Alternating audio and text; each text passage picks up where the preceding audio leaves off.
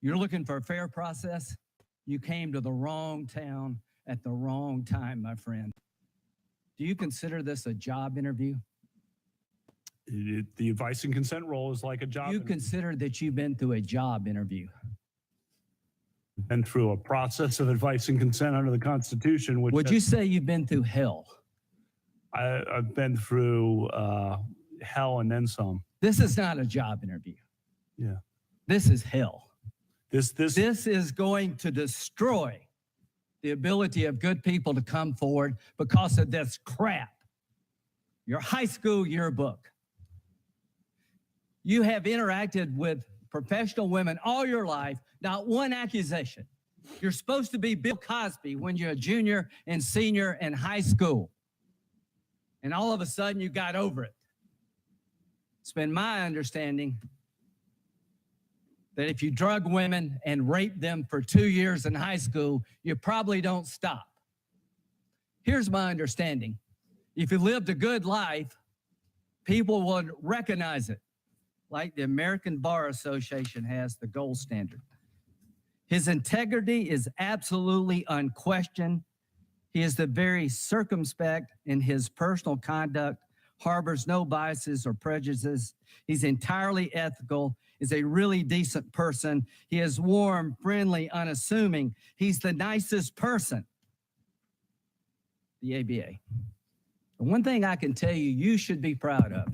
Ashley, you should be proud of this, that you raised a daughter who had the good character to pray for Dr. Ford. To my Republican colleagues, if you vote no, you're legitimizing the most despicable thing I have seen in my time in politics.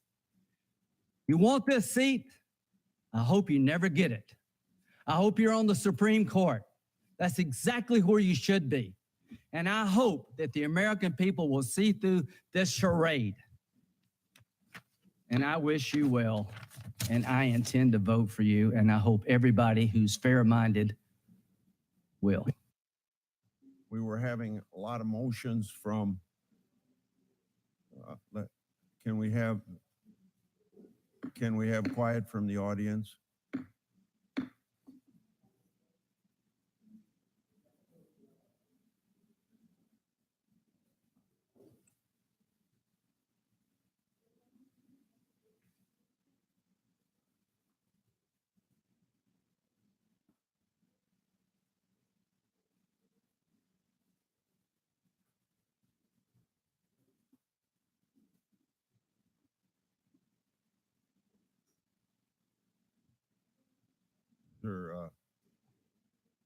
Is there somebody from the that can signal to me that the chairs are filled and that we can have some peace and quiet?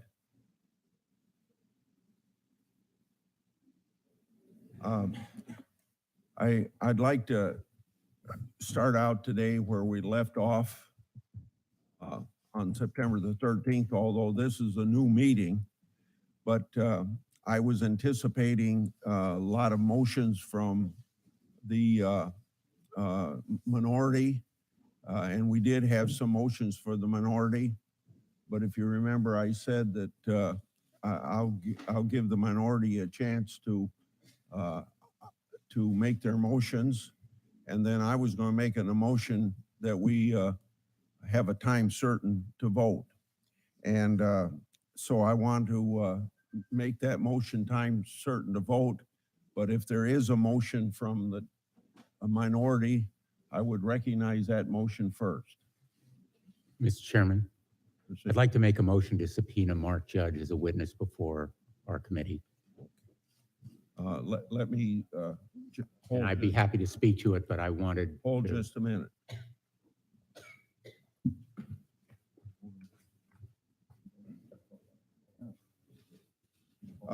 Could you make your remarks short, please, and speak now, and then we will vote? Proceed. Yes, Mr. Chairman, thank you. We heard yesterday from an extraordinarily courageous, strong survivor, Dr. Christine Blasey Ford. Every one of us, I think, were riveted and powerfully impressed by her truth. We heard her provide details in that story that can be corroborated and other facts that can be uncovered if we hear from other witnesses who have very relevant, important knowledge about what happened to her on that evening in that room. The third person allegedly in the room was Mark Judge. Evidently, he has never been interviewed by the FBI. He has never been questioned by any member of our committee. He has never submitted a detailed account of what he knows. And so I move, Mr. Chairman, that we have him before this committee as a witness. He could be interviewed beforehand on a bipartisan basis. I recognize that he has submitted a cursory, conclusory 6-sentence letter, not even signed by him. It's from his attorney. And I believe we have a responsibility to subpoena, at the very least, Mark Judge before we move to vote. It is our constitutional duty to do everything we can to uncover the truth after hearing yesterday that compelling testimony from Dr. Blasey Ford. And we cannot, in good conscience, vote without hearing at least from Mark Judge. I would submit, with all due respect, Mr. Chairman, that there are other witnesses essential for us to hear from. We should hear from the other sexual assault survivors who have come forward with credible and powerful stories.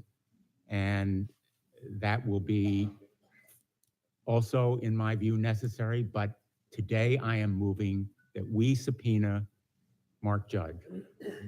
Before we vote, I will read a letter that we received from Mark Judge last night. As I stated in my attorney, Barbara Van Gelder, September 18th, 2018 letter, I did not ask to be involved in this matter, nor did anyone ask me to be involved. We've told the committee that I do want to comment. When I told the committee that I do not want to comment about these events publicly, as a recovering alcoholic and a cancer survivor, I have struggled with depression and anxiety. As a result, I avoid public speaking. Brett Kavanaugh and I were friends in high school, but we have not spoken directly in several years. I do not recall the events described by Dr. Ford in her testimony before the U.S. Senate Judiciary Committee today.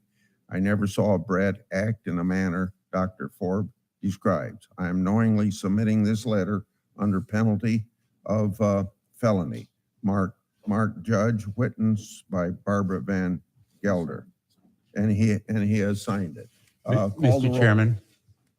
Chairman, if I may respond. On the motion? Yes, on the motion, if I may respond, that letter is no substitute for an FBI interview. The answer is no. Okay. Mr. Graham. And it is no substitute for testimony before this committee. Mr. Lee. Mr. Cruz. Mr. Sass. Mr. Flake. Mr. Crapo. Mr. Tillis. No. Mr. Kennedy. No. Mrs. Feinstein. Aye.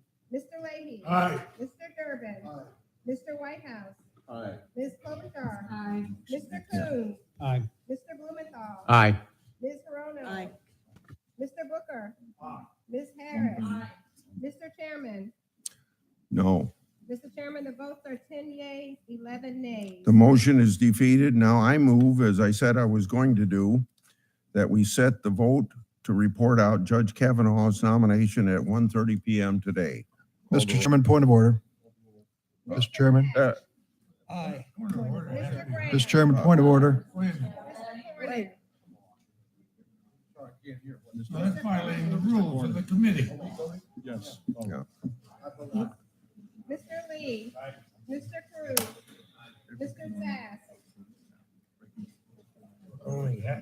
Well, this is, Mr. Lake. Mr. ram Crapo. job continues. Mr. Phillips. Mr. Kennedy. Mrs. Feinstein. No. Mr. Leahy. No, because it violates the customs of this committee. Mr. It Durbin. violates them. No. Mr. Durbin. Mr. Whitehouse. No. Ms. Klobuchar. No. Mr. Coons. No. Mr. Blumenthal. No. Ms. Corono. I strongly object. This is just totally ridiculous. What a railroad job. My answer is no, no, no. Mr. Booker. Ms. Harris. Ms. Harris.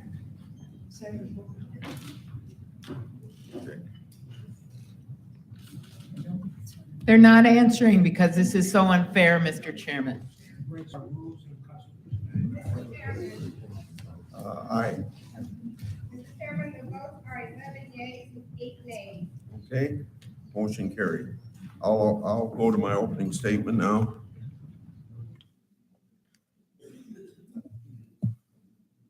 We have an agenda with 10 judges who are ready to be voted on. Brett Kavanaugh nominated to the Supreme Court. Jonathan Kobus nominated the 8th Circuit and 8 district court judges. We also have 2 bills on the agenda. We will hold over S 3178, the Justice for Victims of Lynching Act. We will vote on S 2785, the DTARE Act, sponsored by Senators Durbin and Graham. This bill combats offensive election interference by foreign adversaries by denying entry to any foreign national who has been deemed to engage in election interference. The amendment I'll be introducing makes clear that the Secretary of Homeland Security will make this decision on who has engaged in election interference in consultation with the Attorney General, the Director of National Intelligence, and the Secretary of State. Any foreign national who engages or conspires to engage in improper interference in our elections should not be allowed to enter our country under any circumstances except to stand trial.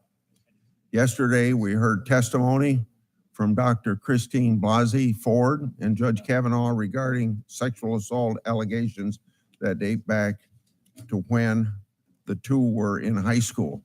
It was difficult and emotional for both of them. At the end of the day, the 3 witnesses Dr. Ford named denied any knowledge of the event she described.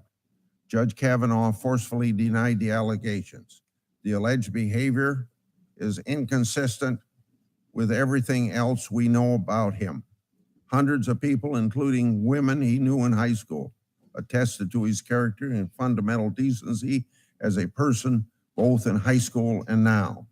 He is widely regarded as an excellent husband, father, friend, coach, professor, and judge. He has an exemplary record of being at the forefront of women's advancement in the legal profession, and he's been through 6 FBI full-time background investigations, and no issues of sexual misconduct were uncovered. It's a fundamental aspect of fairness and due process that the accuser have the burden of proving allegations. It's true yesterday's hearing was not a trial, but trials have rules based on common sense notions of fairness and due process, not the other way around. A person had allegations made against him in a public way, and his reputation and livelihood were at stake. It was only fair that his accuser had the burden of proof. In my opinion, this wasn't met. Hey, you folks that are photographers know that you're supposed to sit down.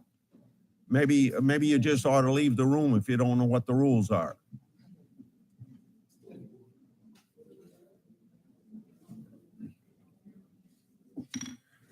I found Dr. Ford's testimony credible and believe she's sincere in her version of the facts. But I also found Judge Kavanaugh's testimony credible and sincere. Ultimately, the existing evidence, including the statement of 3 alleged eyewitnesses named by Dr. Ford, refutes Dr. Ford's version of the facts. There's simply no reason to deny Judge Kavanaugh a seat on the Supreme Court on the basis of evidence presented to us. I reopened the hearing at the assistance of Dr. Ford and Judge Kavanaugh. Dr. Ford wanted to be heard, and we gave her that opportunity. Not one question to Dr. Ford was disrespectful in any way. She was treated with courtesy and dignity as I promised her. But the questions my Democrat colleagues asked Judge Kavanaugh were unequivocally and universally hostile.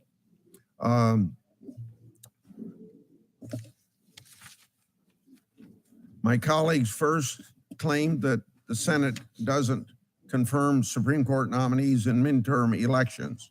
The Washington Post fact checker said that's false. Indeed, Justice can we have quiet, please? I would expect the same quiet for other people on the committee when they speak.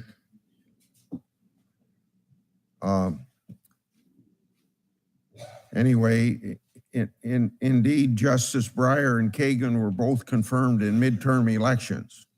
Then the second attempt was to argue that we needed to request all Judge Kavanaugh's executive branch records. But they completely ignored the fact that we did not request all of Justice Kagan's executive branch records. Indeed, her most recent and relevant executive branch records from the Solicitor General's office were not requested, even despite the fact that Judge Kavanaugh has spent the last 12 years on the second most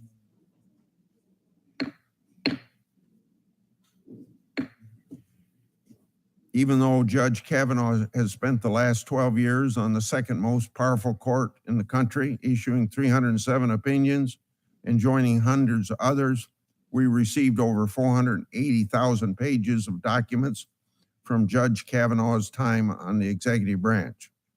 This was more pages of such documents than the last 5 Supreme Court nominees combined.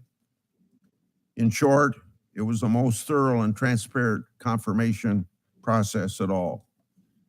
I'm going to put the rest of my statement in the record because I'm sure a lot of people are irritated right now, and I'll let them express that irritation. We'll go by seniority, so I'll call on Senator Feinstein and put the rest of my statement in the record.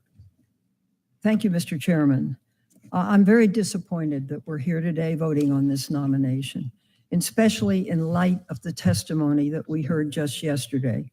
My Republican colleagues spent their time at the hearing focused exclusively on policy and on partisanship and process. The majority argued that the sexual assault Dr. Ford experienced was nothing more than a Democratic smear campaign that I am allegedly orchestrating. My staff and I were accused of leaking Dr. Ford's letter, which we did not.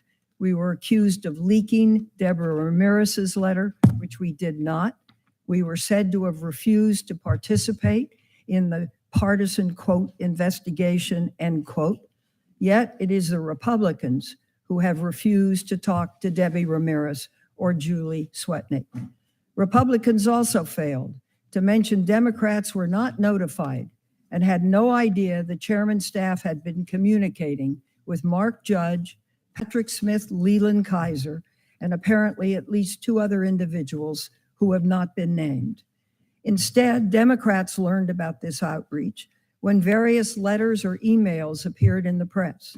And in one case, we learned about the Republican staff outreach at 10 p.m. the night before the hearing. Ironically, my colleagues on the other side of the aisle have gone so far as to say this whole situation was nothing more than a nefarious attempt at political theater. I understand why they did that. The Senate is a political body. However, I was shocked to see Judge Kavanaugh take the same tone and strategy. Candidly, in the 25 years on this committee, I have never seen a nominee for any position behave in that manner. Judge Kavanaugh used as much political rhetoric as my Republican colleagues, and what's more, he went on the attack. He yelled at Democrats for having the temerity to express our frustration for not having access to over 90% of his record, and said that some Democratic members were, quote, an embarrassment, end quote. He'd accused Democrats of, quote, lying in wait, end quote, and replacing, quote, advice and consent with search and destroy, end quote. He even went so far as to say that Dr. Ford's allegations were nothing more than, quote, a calculated and orchestrated political hit, fueled with apparent pent-up anger about President Trump and the 2018 election, end quote, and, quote, revenge on behalf of the Clintons, end quote. Unbelievable. This was not someone who reflected an impartial temperament or the fairness and even-handedness one would see in a judge. This was someone who was aggressive and belligerent. I have never seen someone who wants to be elevated to the highest court in our country behave in that manner.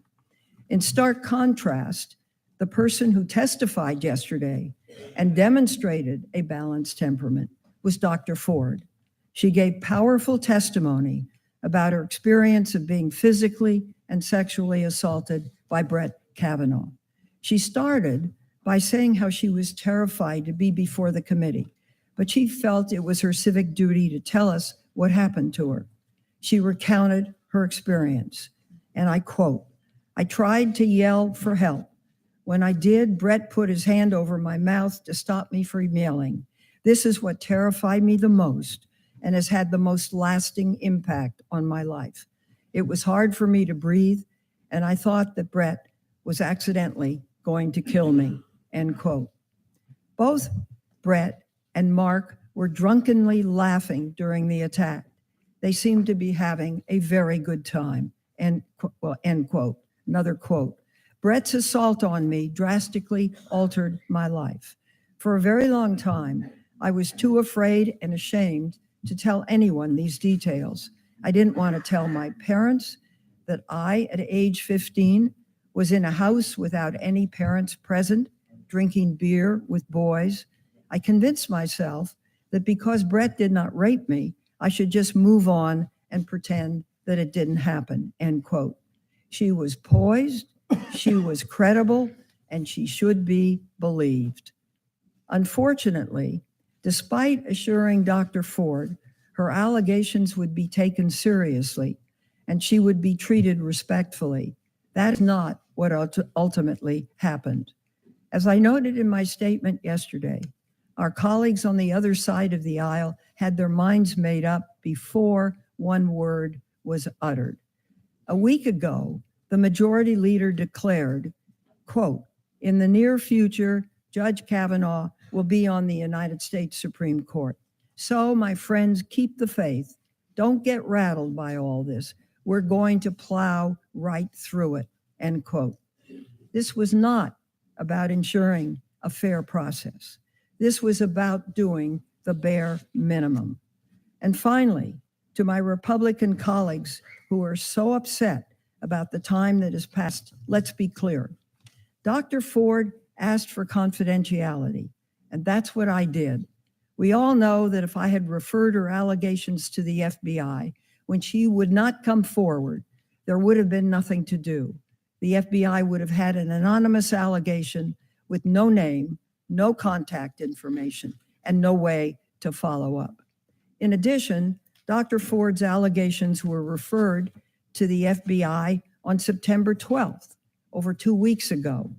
If the president and the Republican majority had asked for the FBI to do an investigation at that time, like we asked, it would likely be finished by now. And most importantly, when Judge Kavanaugh has talked to Republicans repeatedly, none of us have spoken to or questioned Mark Judge, Patrick Smith, Leland Kaiser, or the polygraph examiner. None of us have talked to or questioned James Roach, Lynn Brooks, Liz Swisher, Tom Kaine, or Chris Dudley. Not one senator, as far as I know, has had the opportunity to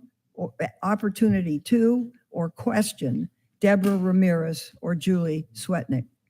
My colleagues are right that we should not rush to judgment, and it's not fair to assume Judge Kavanaugh is guilty without gathering the information. But it's equally unfair to have heard from a credible, poised, and brave witness and simply ignore what we heard and move forward immediately.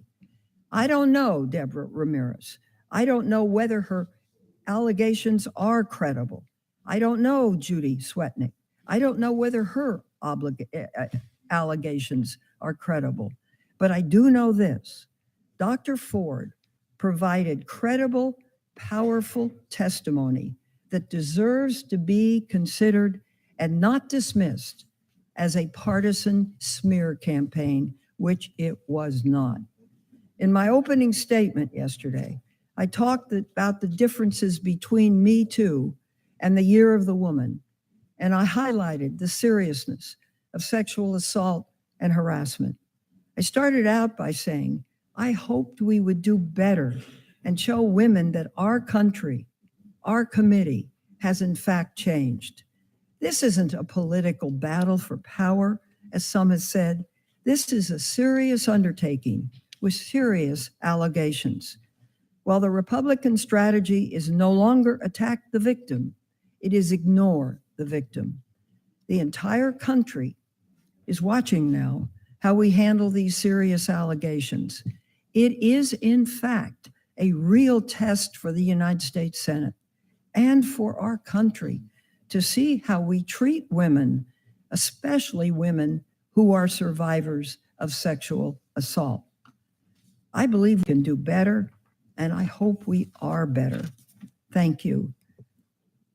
Mr. Chairman, I'd like to submit for the record a longer statement that addresses some of the attacks regarding my office's handling of Dr. Ford's allegations and the Republican administration.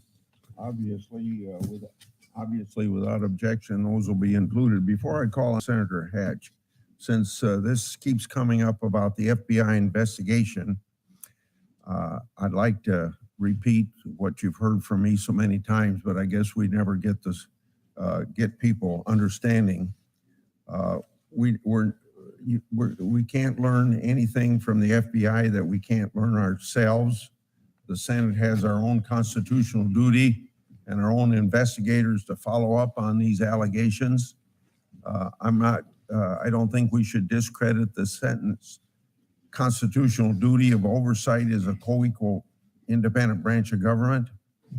If the people on the other side of the aisle sincerely want an FBI investigation, I would ask why they did not notify me of Dr. Ford's then confidential letter way back in July so the FBI could weigh in. The FBI would honor confidentiality, and so would I. And I've had 38 years reputation of protecting constitutionality or confidentiality of whistleblowers. Another span of time for an FBI investigation is, as my Democrat colleagues have called for, or even more recently, people outside calling for, would result in another time of brutal attacks on Dr. Ford and Judge Kavanaugh and their families. They don't deserve those sorts of vile threats that they're receiving, and it's unacceptable. Dr. Ford has stated no objections to an FBI investigation. So why has the need for an FBI investigation only come to our attention here in the last several days, probably less than 2 weeks? It's been 60 days since Dr. Ford's letter was made public. Then we've had some comment about why we didn't investigate Ramirez. When I learned of Ms. Ramirez allegations, I acted immediately to investigate them, unlike our Democratic colleagues, some of whom sat on her story and apparently conducted their own private investigation rather than share it with the committee. Mr. Chairman, excuse me for interrupting, but we have order. Well, in fact, I would agree on the order. The order would be that we go back and forth, and apparently Yeah. you're gonna have two Republicans Yeah. speaking and one Democrat. Yeah. Is that what the I chairman's think- doing? That's what, absolutely. It'll, after I get done, and I'm not giving an opening statement, I'm explaining, as a chairman ought to explain, the work of the committee to people that don't seem to understand it. I'll call on Senator Hatch when I'm done, and then I'm going to call on you, Senator Leahy. When I learned of Ms. Ramirez's allegations, I acted immediately to investigate them. Unlike our Democrat colleagues, some of who sat on her story and apparently conducted their own private investigation rather than share it with the chairman. I first learned of her allegations when they became public in the article New Yorker, published late Sunday evening, September 23rd. My staff immediately contacted her counsel asking when she was available for an interview with committee investigators. The next afternoon, Monday, September 24, her counsel responded that Ms. Ramirez, quote, has accurately relayed what she recalls to the New Yorker. Her counsel, end of quote. Her counsel added, however, that, quote, she would welcome an investigation by the FBI into this investigation and would cooperate with such. On appropriate terms, she would also agree to be interviewed in person, end of quote. Over the 24th and the 25th of this month, my staff repeatedly asked Ms. Ramirez's counsel 2 questions before setting up a call to discuss her allegations so that such a call could actually be meaningful and useful. Whether, number one, whether she had, quote, any other evidence, including other statements, in addition to those that are contained in the New Yorker article, end of quote. And 2, whether she was, quote, willing to provide her evidence, including her testimony, to committee investigators, end of quote. My staff repeatedly made clear that it welcomed, quote, the receipt of Ms. Ramirez or anyone else's evidence in the form of a letter or email to the chairman and ranking member, a letter or email from counsel to the chairman or ranking member, or a statement to committee investigators. Ms. Ramirez, counsel, has still not provided any evidence to committee staff. If evidence emerged, we, of course, would proceed as appropriate.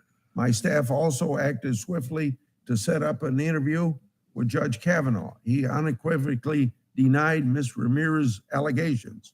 I regret that my Democrat colleagues again failed to timely bring this relevant information to his attention.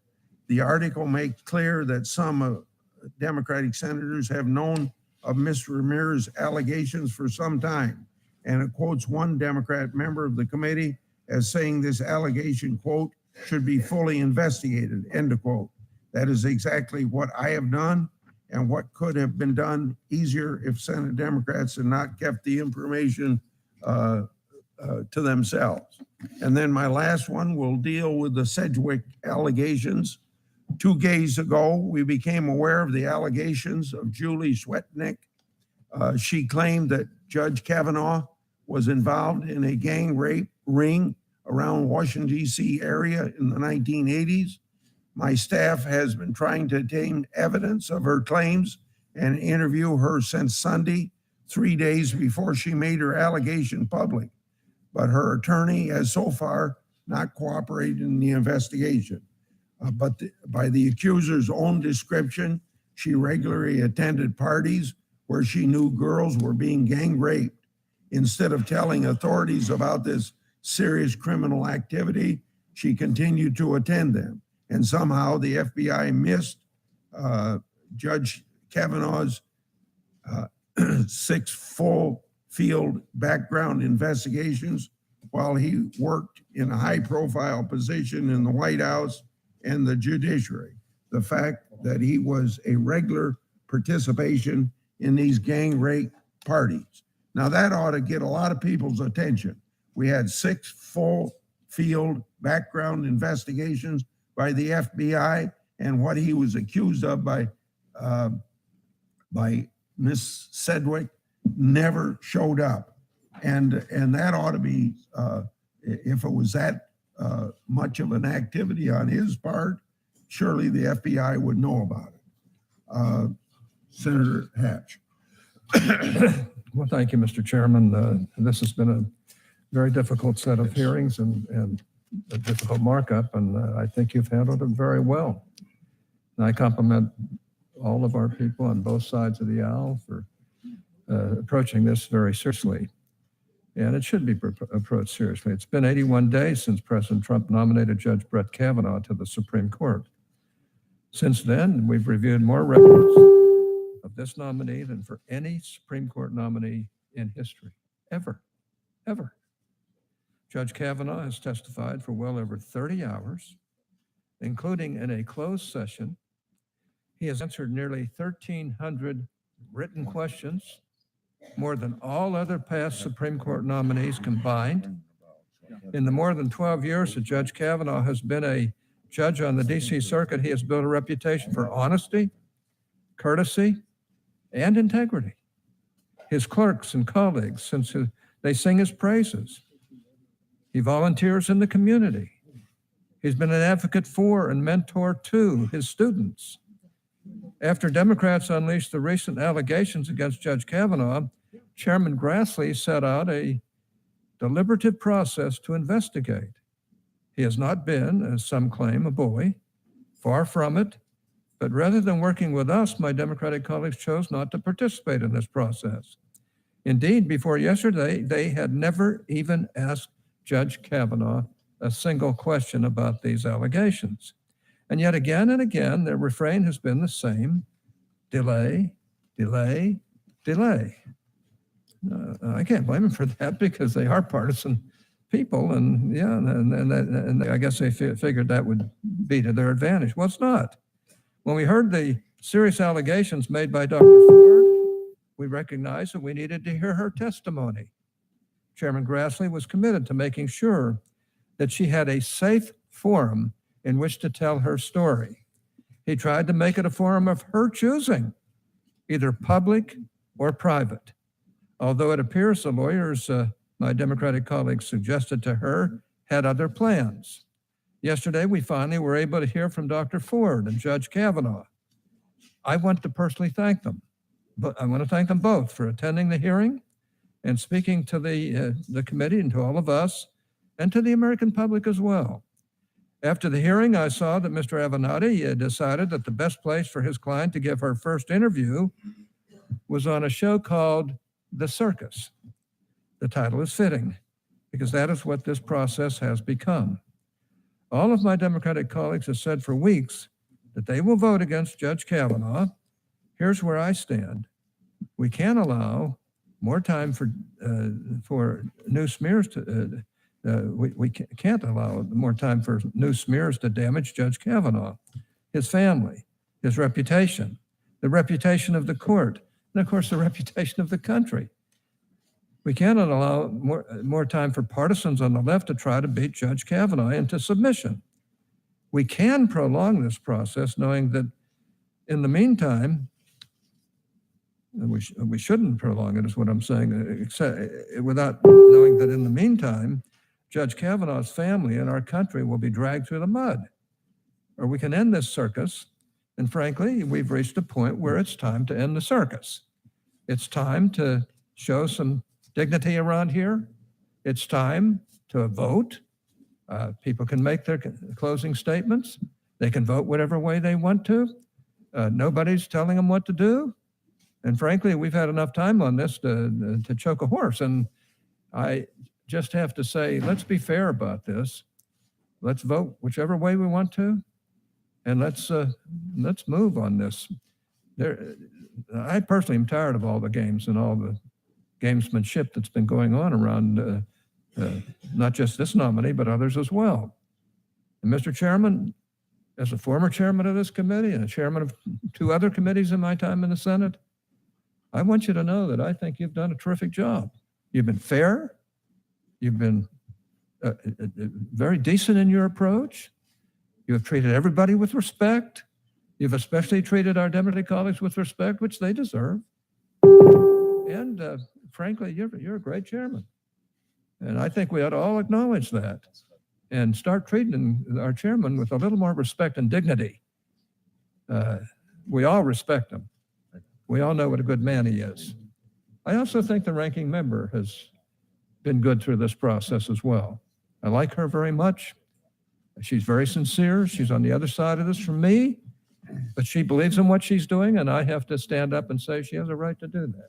And I just want her to know that I appreciate her and her leadership on this committee. But it's time to vote. It's time to quit making the political, well, you can make your political statements, but they ought to be made in lieu of the vote. And then we ought to vote this and make a final determination on where this nominee is going to go. For one, Senator Leahy. I'm just not finished. For one, I know Judge Kavanaugh. I've known him for a long time. He has an impeccable reputation.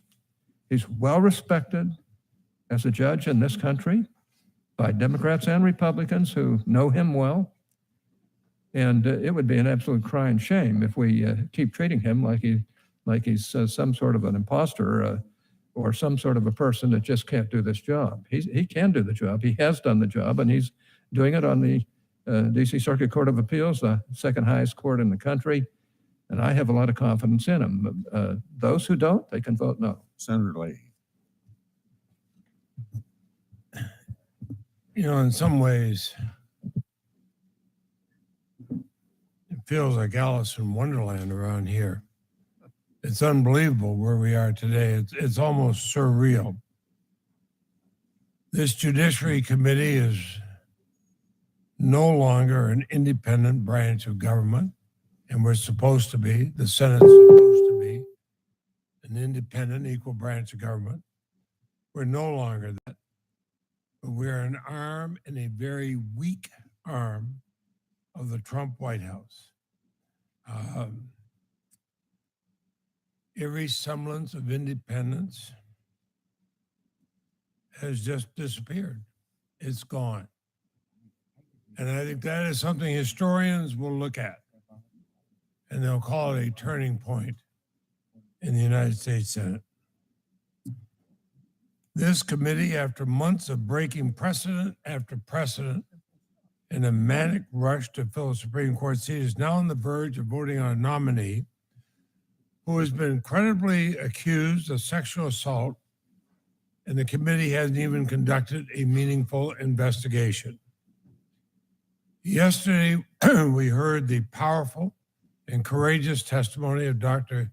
Christine Blasey Ford. Following her testimony, I doubt that not one of us left the committee room doubting her credibility. I'm sure nobody doubted her credibility. But then Judge Kavanaugh angrily denied the allegation. I'll get to that shortly. But we should all agree that a credible allegation of sexual assault against a nominee to our nation's highest court demands that we proceed with the utmost caution. Our constitutional obligation, at the very least, is to investigate these allegations properly. This isn't about delaying a nomination until after the election, even though we have that precedent when the Republicans did that with Merrick Garland. This is about doing our job. This is what we're elected to do, what we're paid to do. And the first step is an FBI investigation. That has always been the first step when new derogatory information comes to light about a nominee. Even in one instance when the information was as minor as decades-old marijuana use, Republicans still made sure we had an FBI investigation. Why is Judge Kavanaugh, who is facing much more serious allegations of sexual abuse, why is he being held to a lower standard than all the nominees before him? Certainly all the nominees I've seen in 44 years. A proper investigation also means hearing from all the witnesses, That includes the 4 witnesses who signed sworn affidavits offered by Dr. Ford. And most stunningly, this committee has refused to call the sole eyewitness to the alleged assault, Mark Judge. Instead, all we have is a brief letter from Mr. Judge vaguely asserting that he has no memory of this alleged incident. Well, I'd like to ask him questions about that under oath, and a lot of us would. He has effectively nailed a do not disturb sign, and apparently the Republicans on this committee are satisfied as if oral testimony and opportunity to question a witness is unnecessary. Now, whether you believe Judge Kavanaugh or you believe Dr. Ford, the fact that we're not allowed to hear from somebody who's said to be the sole eyewitness is outrageous. Everybody here knows that. I said yesterday, at an earlier time, the Senate failed Anita Hill, whom I believed. Today, we're doing even worse. At the time of Anita Hill, we had an FBI investigation. We had almost 24 witnesses. Here, Republicans are not willing to do either, even if it would delay this information or this nomination, just a matter of a week or two, certainly far short of the November election. They don't want to hear women who have relevant evidence. Is that really what the Senate Judiciary Committee has lowered itself to? I'm at a loss how Republicans could think they've heard enough about Dr. Ford's allegations and are ready to move on. I think you should look at what the reactions are you're getting around this country. Dr. Ford captivated the nation yesterday with her horrifying story of sexual assault. Every minute of her testimony was credible. She knew Brett Kavanaugh. She knew Mark Judge. This was not a case of mistaken identity. In a moment that I'll never forget, when I asked her for her strongest memory, something from the incident she couldn't escape, she testified, indelible in the hippocampus is the laughter, the uproarious laughter between the two as a teenage Judge Kavanaugh drunkenly pinned Dr. Ford down to the bed and attempted to sexually assault her. Indelible is the memory of the laughter, the uproarious laughter between the two. As a member of this committee, as a former prosecutor, as a husband and a parent, I found Dr. Ford's testimony to be wholly credible. Not one member of this committee has suggested she was not. And the same cannot be said of Judge Kavanaugh. Judge Kavanaugh's veracity has been an issue every single time he's ever testified before the Senate. Whether it's repeatedly telling senators they had no role in vetting or working on various controversial Bush-era judicial nominees, something that turned out to be a blatant untruth, or whether it's testifying in response to more than 100 different questions from both Republican, half a dozen Republican and Democratic senators that he never received or believed he received obviously stolen materials from Democratic senators' computers. That was another blatant untruth.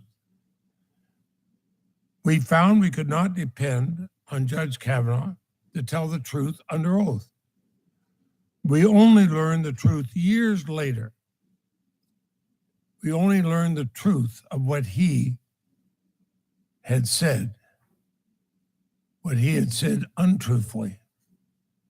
After we reviewed the small portion of his White House record, the Chairman Grassley was willing to request for this nomination.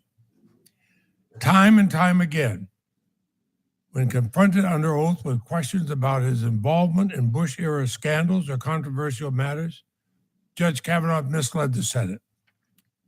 Now, the fact that he's misled the Senate over and over and over again, that does not make him guilty of sexual assault as a 17-year-old. Nor does the fact that he minimized the heavy drinking in his youth and misrepresented the misogyny in his yearbook. But it does go to the heart of Judge Kavanaugh's truthfulness anytime he's faced with potentially incriminating questions. Yesterday, Judge Kavanaugh falsely claimed over and over again that every other person Dr. Ford placed in the house said the assault didn't happen. That's just not true. And we know it's not. The only person who's claimed this incident didn't happen is Brett Kavanaugh. The others said they had no knowledge or memory of it, just as Dr. Ford assumed they would say, given that it was for them an ordinary night. And one of them even stated she believed Dr. Ford, which of course Judge Kavanaugh conveniently failed to acknowledge. Judge Kavanaugh's defiance and evasiveness, his vehement partisan attacks against members of this committee in the face of powerful, incriminating testimony surpassed even that of Clarence Thomas at the time of Anita Hill. He tried to portray Dr. Ford's allegation as part of a calculated and orchestrated political hit. My years as a prosecutor, I saw a lot of times when people try to blame the victim, not own up to their own deeds. He angrily asserted baseless political tirades. He was all too eager to promote the false Republican talking point that Senator Feinstein was lying in wait with this allegation. He even claimed the allegations were driven by revenge on behalf of the Clintons. It's hard to make this stuff up. That amounts to conspiratorial madness. In my time in the Senate, I have never seen such volatility, partisanship, and a lack of judicial temperament from any nominee for any court in any administration. It's no secret that I have deep concerns about what a Justice Kavanaugh would mean for the rights of women, for workers, for healthcare, for unchecked presidential power, and other important issues. I also believe he's unfit to serve on our nation's highest court because of his history of misleading the Senate while under oath. But as serious as these concerns are, this is different. Voting to advance and ultimately confirm Judge Kavanaugh while he's under this dark cloud of suspicion will forever change the Senate and our nation's highest court. It will politicize the U.S. Supreme Court, a branch of our government that should be above politics. And for victims and survivors of sexual violence struggling with whether to come forward, the consequences may be even worse. Every one of us who has been a prosecutor has seen how hard it is sometimes for victims to come forward. And are we sending the signal that you stay there, don't come forth? You know, how this committee handles this nomination will be viewed as a reflection of how seriously our society views credible claims of sexual misconduct. During Dr. Ford's testimony, the National Sexual Assault Hotline saw an unprecedented 147% increase in calls. When survivors see us taking sexual assault seriously, they're empowered to come forward. If they see us callously sweeping it under the rug, I fear they'll have disastrous consequences If victims think they'll never be believed or will not matter even if they are believed, then why come forward at all? Dr. Ford deserves to be heard. And that must mean more than just checking a box. Remember, Dr. Ford did not spend her entire life preparing for this moment. She is not backed by the most powerful officials in our nation's government. She did not come here with a political agenda. She did not testify with a job promotion on the line. She did not evade our questions, and she did not demean our motives of either Republicans or Democrats. She instead plainly, with grace, and at times emotionally, recounted the trauma that she experienced as a 15-year-old girl. Trauma that has been haunting her for the 36 years since. She had nothing to gain, everything to lose by coming forward. I listened closely to both her and Judge Kavanaugh, and I believe her as I believed Anita Hill. I'll be voting no on Judge Kavanaugh's nomination. He does not have the veracity nor the temperament for a lifetime appointment to the highest court in our nation. And no such nominee should be confirmed in the face of such serious, credible, and unresolved allegations of sexual assault. Senator Graham. Thank you. I know I'm a single white male from South Carolina, and I'm told I should shut up, but I will not shut up if that's okay, because I got here the same way everybody else did. The people in South Carolina voted for me and Senator Scott to be their voice, men and women, and I'm going to try to be their voice today. And maybe not just for South Carolina, but a little bit about what I think is going on here. Joe Biden, I can't believe we're saying this on our side. Listen to Joe. But Joe was right a lot. Joe Biden's a unique guy. If you had one last conversation before you die, you'd want to have it with Joe. You'd be around for a while. He's a decent guy. If he runs for president, he'd be hard to beat. He came to Senator Thurman's funeral and gave a long eulogy. And I asked him, Joe, I said, that was incredible. This can't help you in Delaware. He said, I just like the old guy. I didn't agree with him, and I didn't like some of the things he did in his life, but when I was down and out, he was there for me. And to my colleagues on the other side, this will end, and we'll see what we do next. I hope we can muster the ability to move forward, but some observations about where we find ourselves and how we got here. I wrote a book, and I think Senator Blumenthal is the only person I know that actually read it. It was online. I ran for president, and I got 1%. So I've had my time to be president. Didn't go very far, and I lost. I didn't think Trump would win. I ran out of adjectives to describe about how I felt about his campaign. Well, he won and I lost, and he's president. And I'll try to help him where I can, and say no when I must, and the election's over for me. I would like to tell him that you had a choice to make for the Supreme Court vacancy of Justice Kennedy. I think you did a good job, Mr. President. For somebody who's supposedly crazy and there's chaos everywhere, he did a good job here. Now, why difference between Gorsuch and Kennedy?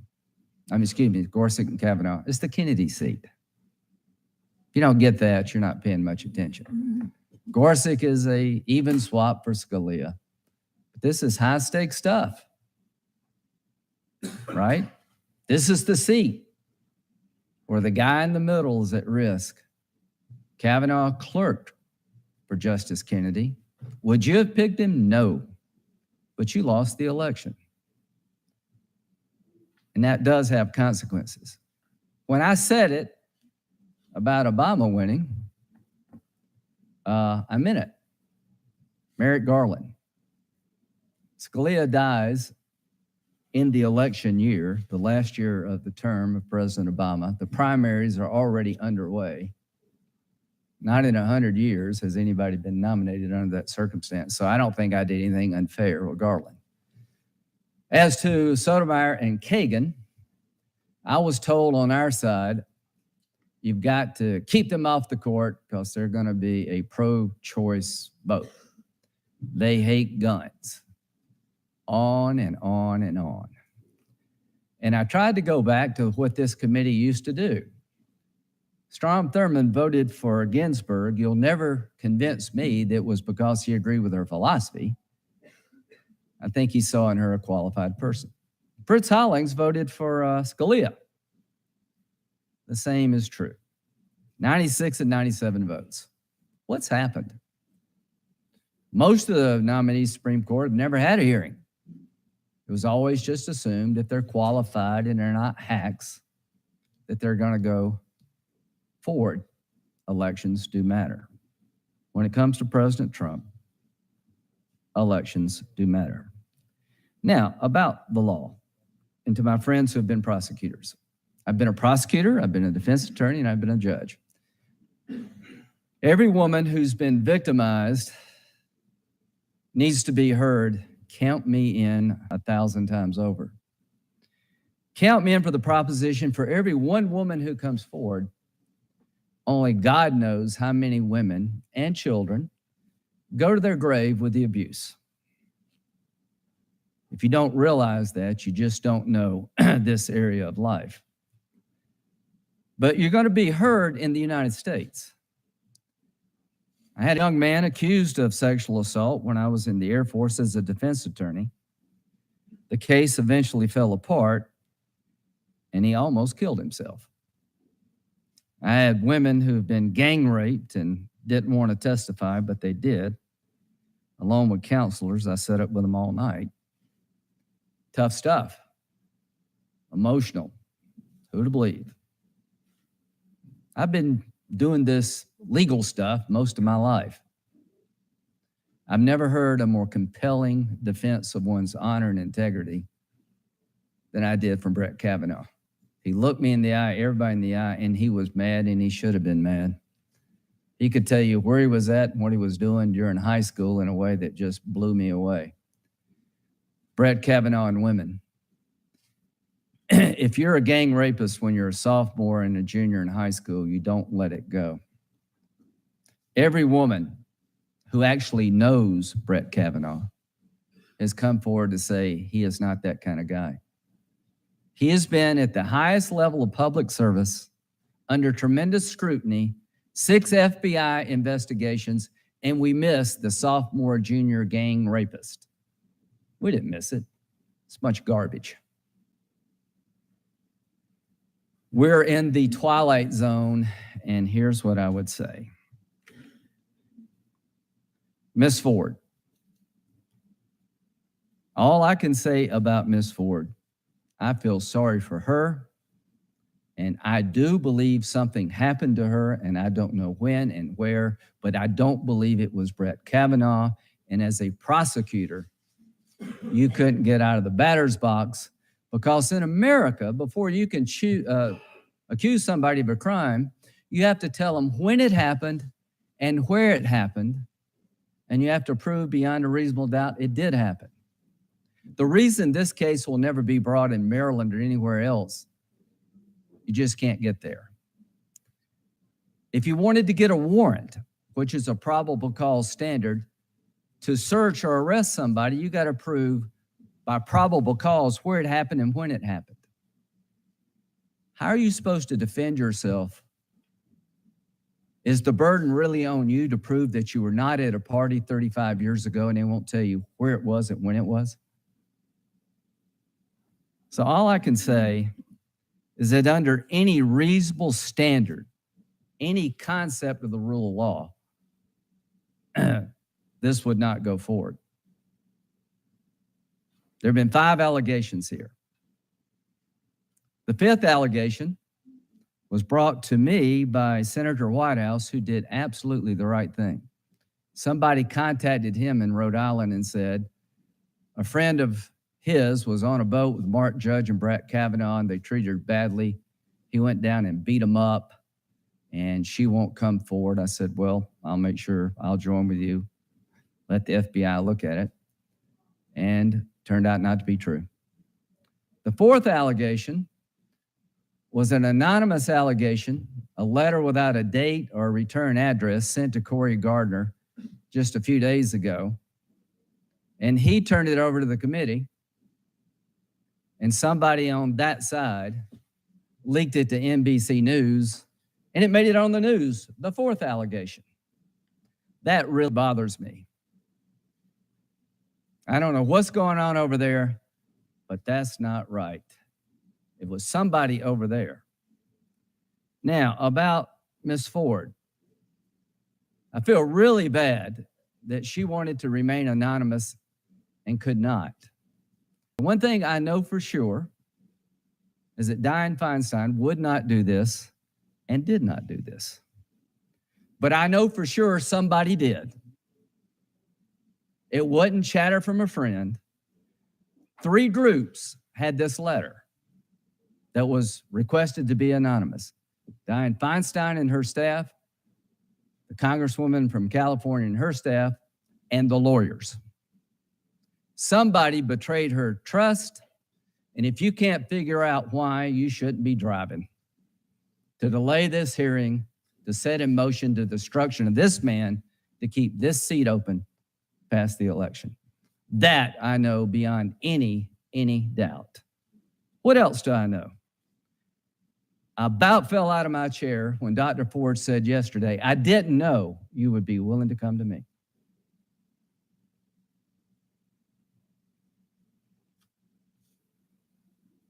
The email interactions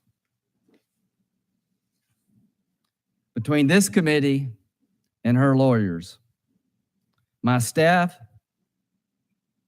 would still welcome the opportunity to speak with Dr. Ford at any time and any place convenient to her.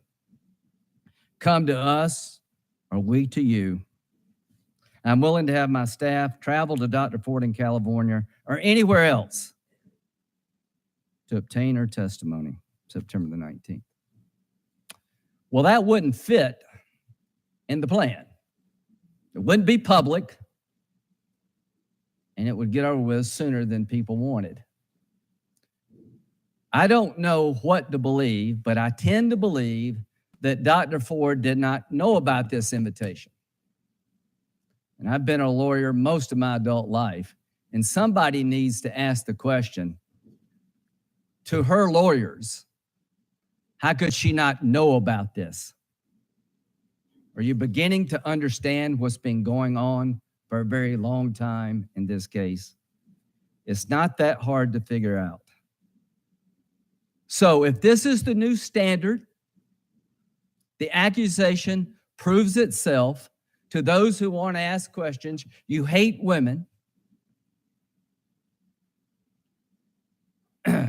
God help us all. If the new standard for the committee is that there's no presumption of anything, that you have to prove why somebody would accuse you. Not just say, I didn't do it, and here's why I didn't do it, but you got to prove the motives of your accuser. God help us all. The Avenatti moment tells you what's going to happen if we keep this farce going. Plenty of time, plenty of opportunities to get to the truth. This has never been about the truth. This has been about delay and destruction. And if we reward this, it is the end of good people wanting to be judges. It is the end of any concept of the rule of law. It's the beginning of a process that will tear this country apart. And if I am chairman next year, If we keep the majority and Senator Grassley moves over, and I hope he doesn't because I think he's done a good job, I'm going to remember this. There's the process before Kavanaugh and the process after Kavanaugh. If you want to vet the nominee, you can. If you want to delay things for the next election, you will not. If you try to destroy somebody, you will not get away with it. And Jeff is leaving. He has wrestled with this. He is trying to be fair. I cannot tell you, Jeff, what happened 35 years ago. I can tell you this, that through any legal system, this thing would not get out of the batter's box, and that everything I know about Judge Kavanaugh screams that this didn't happen, and all the other things. So, to my good friends on the other side who are struggling, I think an FBI investigation is going to do nothing. It's not going to tell you any more than we know now. It's going to just keep it going and going and going till he breaks and he won't, until the next 5 come forward. I'm going to vote yes. And I'm going to tell his 2 daughters that I'm proud of your dad, and I really, really believe he's a good man. And I'm going to tell Dr. Ford, I am sorry you had to go through this too. Senator Durbin. Thank you, Mr. Chairman. Thursday was an historic day in a Senate committee with more than its fair share of history. In our deliberations over the nomination of Judge Brett Kavanaugh to fill the vacancy on the Supreme Court, we have confronted some of the most serious charges ever leveled against a nominee. Those charges were made at a moment in our nation's history when we are living through a cultural revolution. Women in America are not only emerging into more and more positions of responsibility, they are now airing grievances over sexual harassment and abuse at every level of society. Caught in the vortex of this cultural shift, there is not a person in this room who can truly measure the trajectory or ultimate outcome of this historic change. America is marching forward in the pursuit of justice for women in this country. Sadly, many on the Senate Judiciary Committee are still mired in the dead space it was 27 years ago during the Clarence Thomas nomination hearing. Yesterday in this room, America saw this inflammatory issue in real time, in real life. Dr. Christine Blasey Ford was credible, cooperative, and resolute. When I asked her directly, under oath, the degree of certainty that she had that she was assaulted by Brett Kavanaugh, she responded 100%. When the prosecutor on the Republican side tried to weave a political conspiracy or make her a tool of her lawyers, it fell flat. This woman, who had identified Brett Kavanaugh as her assailant to her husband and therapist 6 years ago, believed she had a responsibility as a citizen to come forward and tell her story. I thought about the words she used during the course of her testimony yesterday. The words she used more often than not to describe her motives was helpful. Helpful. She wanted to be helpful to this committee and to her nation. I believe her. But she was afraid in awakening those carefully guarded and painful memories, and she was afraid for her family.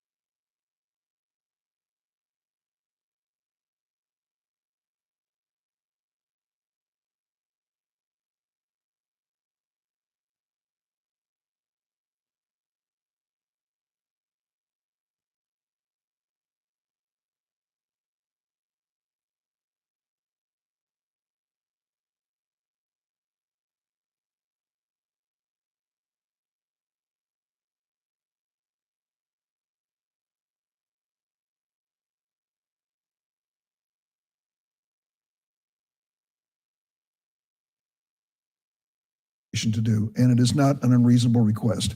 So who is telling the truth? Two sworn witnesses in direct contradiction. But there is one significant difference. One of these sworn witnesses has stepped forward and said, I will submit my testimony and myself to the Federal Bureau of Investigation, understanding that anyone who lies to the Federal Bureau of Investigation is subject to criminal prosecution. The other witness evaded that question over and over and over. Oh, I'll leave it up to the committee. It's up to the chairman. You're going to have to decide on that. You make that decision. Judge Kavanaugh knows better. He knows that if he had turned yesterday to the White House counsel and says, suspend this until we have an FBI investigation to clear my name, my reputation, and my nomination to this court, it was the right thing to do. Because those scales have been tipped in favor of the one sworn witness who is willing to take her case before the Federal Bureau of Investigation, I will be voting no on the nomination of Brett Kavanaugh to the Supreme Court.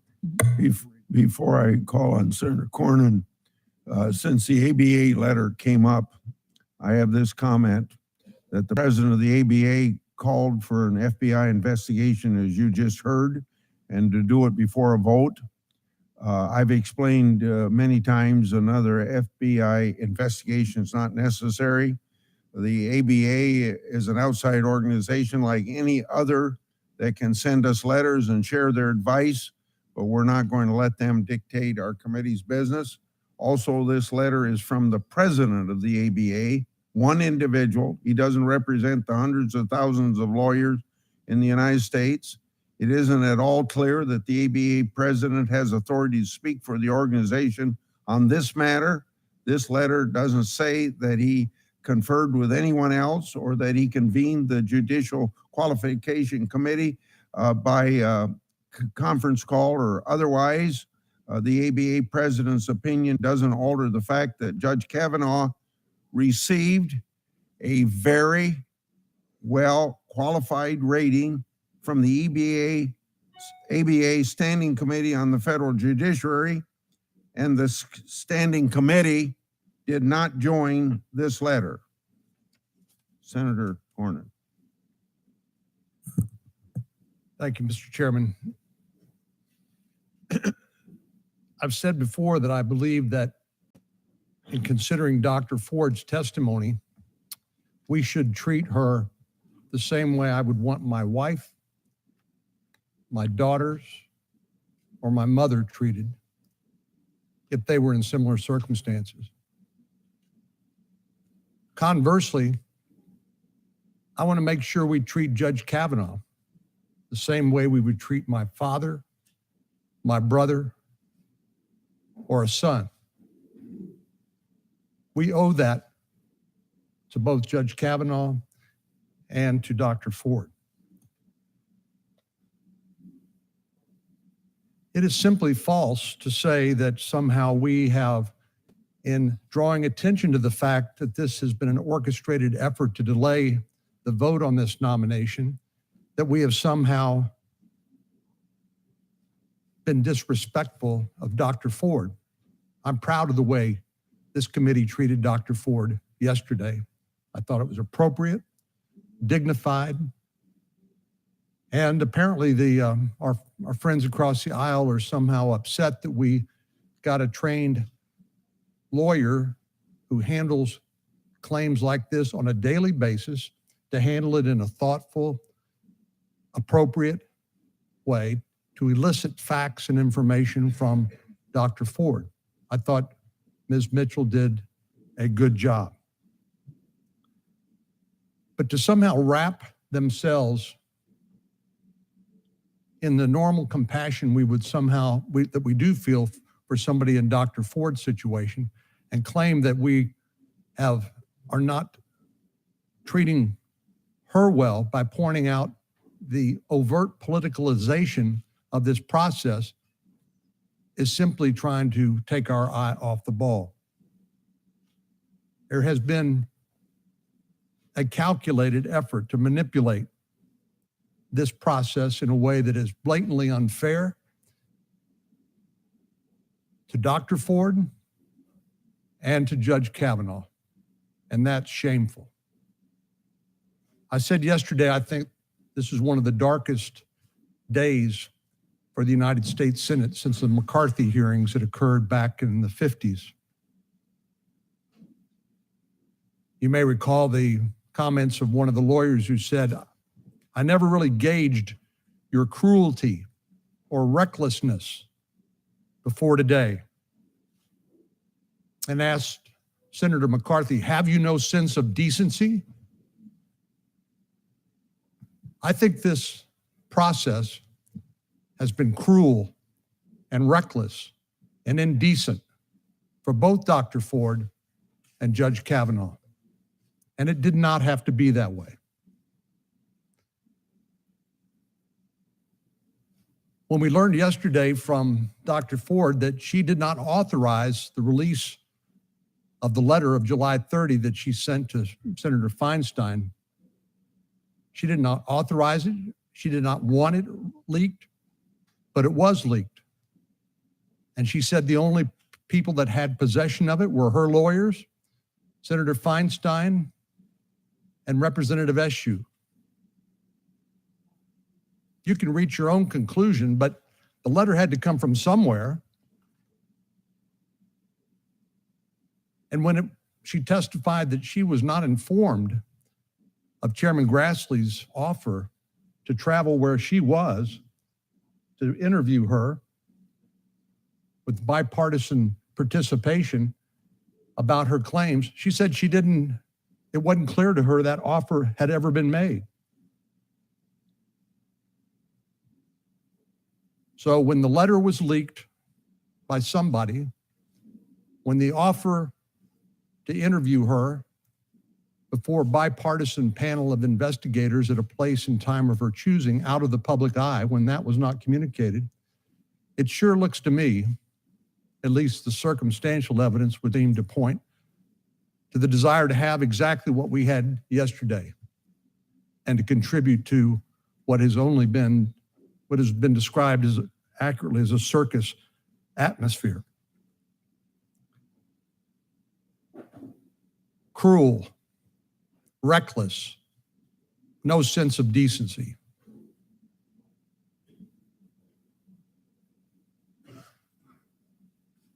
I would point to the fact that Judge Kavanaugh said as long as this nomination has been pending, you've seen a trend toward more and more scurrilous, salacious, and uncorroborated allegations being made against him, all of which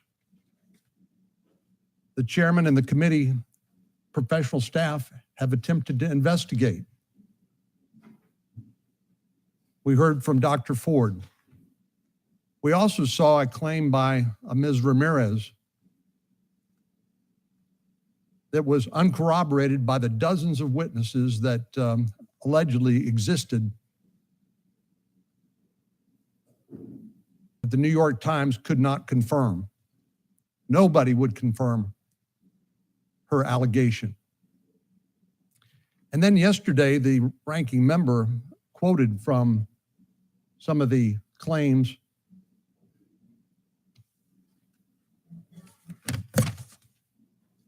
of Ms. Swetnick, represented by Mr. Avenatti. And I was struck by the fact that some of the allegations made in the statement by Ms. Swetnick we got on September the 25th, 2018, accused Mark Judge and Brett Kavanaugh to gang rape high school girls at a time when Ms. Swetnick was in college, and says she went back to parties in high school where girls were gang raped, not on one occasion, not on two occasions. She said she went to 10 such parties. I'm shocked that our colleagues would embrace this kind of uncorroborated, outrageous, salacious allegation, considering the facts and the timing and the representation by Stormy Daniels' lawyer.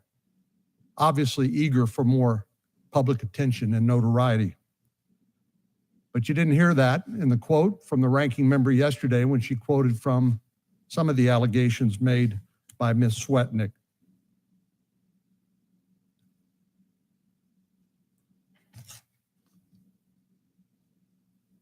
Our friend, the ranking member, said yesterday that the integrity of the Senate is on trial. I agree with that. And we're failing badly.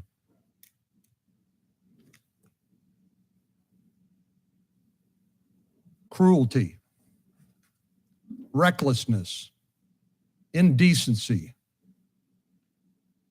toward the people we should be treating with respect and dignity. That extends to Mark Judge. Isn't it obvious what is happening here with Mark Judge?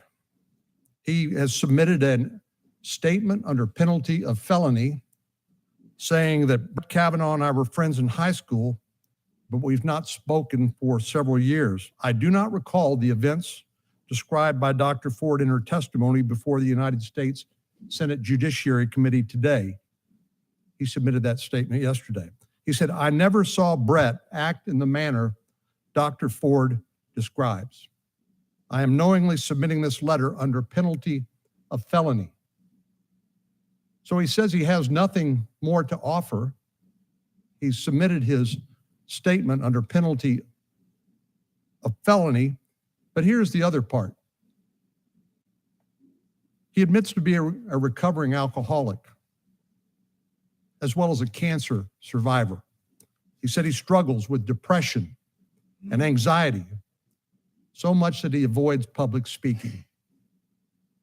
And our colleagues across the aisle believe that the appropriate course of conduct is to drag Mr. Judge into this circus-like atmosphere and to subject his battle with alcoholism and addiction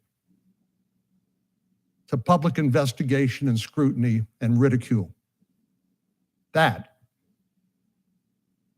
is cruel. That is reckless. That is indecent. So, Mr. Chairman, in conclusion, I believe this is a calculated effort to delay the vote. I think the evidence all points to that. And the longer we go without voting, it's clear to me that people like Mr. Avenatti and others eager to get attention and willing to peddle the most salacious, uncorroborated, outrageous allegations against this nominee, that we'll continue to see more of the same.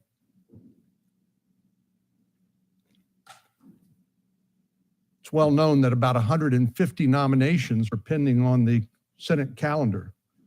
If there's been one thing that's been the hallmark of our colleagues' conduct across the aisle during the time of the Trump administration, it's to obstruct, delay, and deny this administration the benefit of the nominees which they have sent to the Senate for advice and consent. That includes not only judges, but all aspects of the federal government. 150 nominations pending on the Senate calendar because even in uncontroversial nominees, they want to obstruct, delay, and deny this administration the benefit of the people they've chosen to help govern. So it strikes me as entirely consistent with what we have seen on this nomination. And I think it's disgraceful, as Senator Hatch said yesterday. I think the way Dr. Ford and Judge Kavanaugh have been treated is a scandal, and it is cruel, reckless, and indecent. Senator Whitehouse. Thank you, Chairman. I'll be fairly brief because I announced my intention to vote against Kavanaugh already. Judge Kavanaugh has an unpleasant record both of associations with and rulings for a powerful array of activist Republican special interests, to whom he gives a 90% win rate. The Supreme Court has an equally unpleasant record of 5-4 partisan rulings for those same big interests. Not 3 or 4 times, not even 1 or 2 dozen times, but under Chief Justice Roberts, 70 times, all 5-4 partisan decisions. The court is flying all the warning flags of a captured agency, dancing to special interest tunes and rampaging through precedent and principle to get there. This will be a disaster for the court, and I believe Kavanaugh will contribute to that disaster. His partisan screed yesterday was telling. As to yesterday, let me be frank. I believed Dr. Ford. I may be wrong, but I believed her. And I believe Kavanaugh dodged and dissembled, ranted and raved, filibustered and prevaricated. I did not find him credible. I don't believe boof is flatulence. I don't believe the devil's triangle is a drinking game. And I don't believe calling yourself a girl's alumnus is being her friend. And I think drinking till you Ralph or fall out of the bus or don't remember the game or need to piece together your memory the next day is more consistent with Dr. Ford's and others' testimony than his own.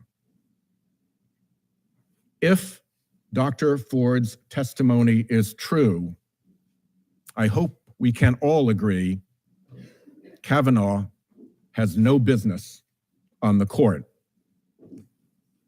And I, for one, believed her. But set aside my own belief. As a prosecutor, I am horrified at what the committee has done. Terminating the FBI background investigation before these new allegations were even considered. Doing partisan interviews by partisan staffers declaredly determined to force the nominee through. Letting Kavanaugh's alleged accomplice in the assault, the guy in the room with him when it happened, get away with a lawyer's letter and no testimony, no cross-examination. The lawyers in the room will know the reverence with which Wigmore is cited as legal authority in decisions across the country and for decades. Beyond any doubt, he wrote, the greatest legal engine ever invented for the discovery of truth is cross-examination. Mark Judge is in hiding instead of under subpoena, and that greatest legal engine has been deliberately disabled in this matter. Let me have one example of where investigation might help.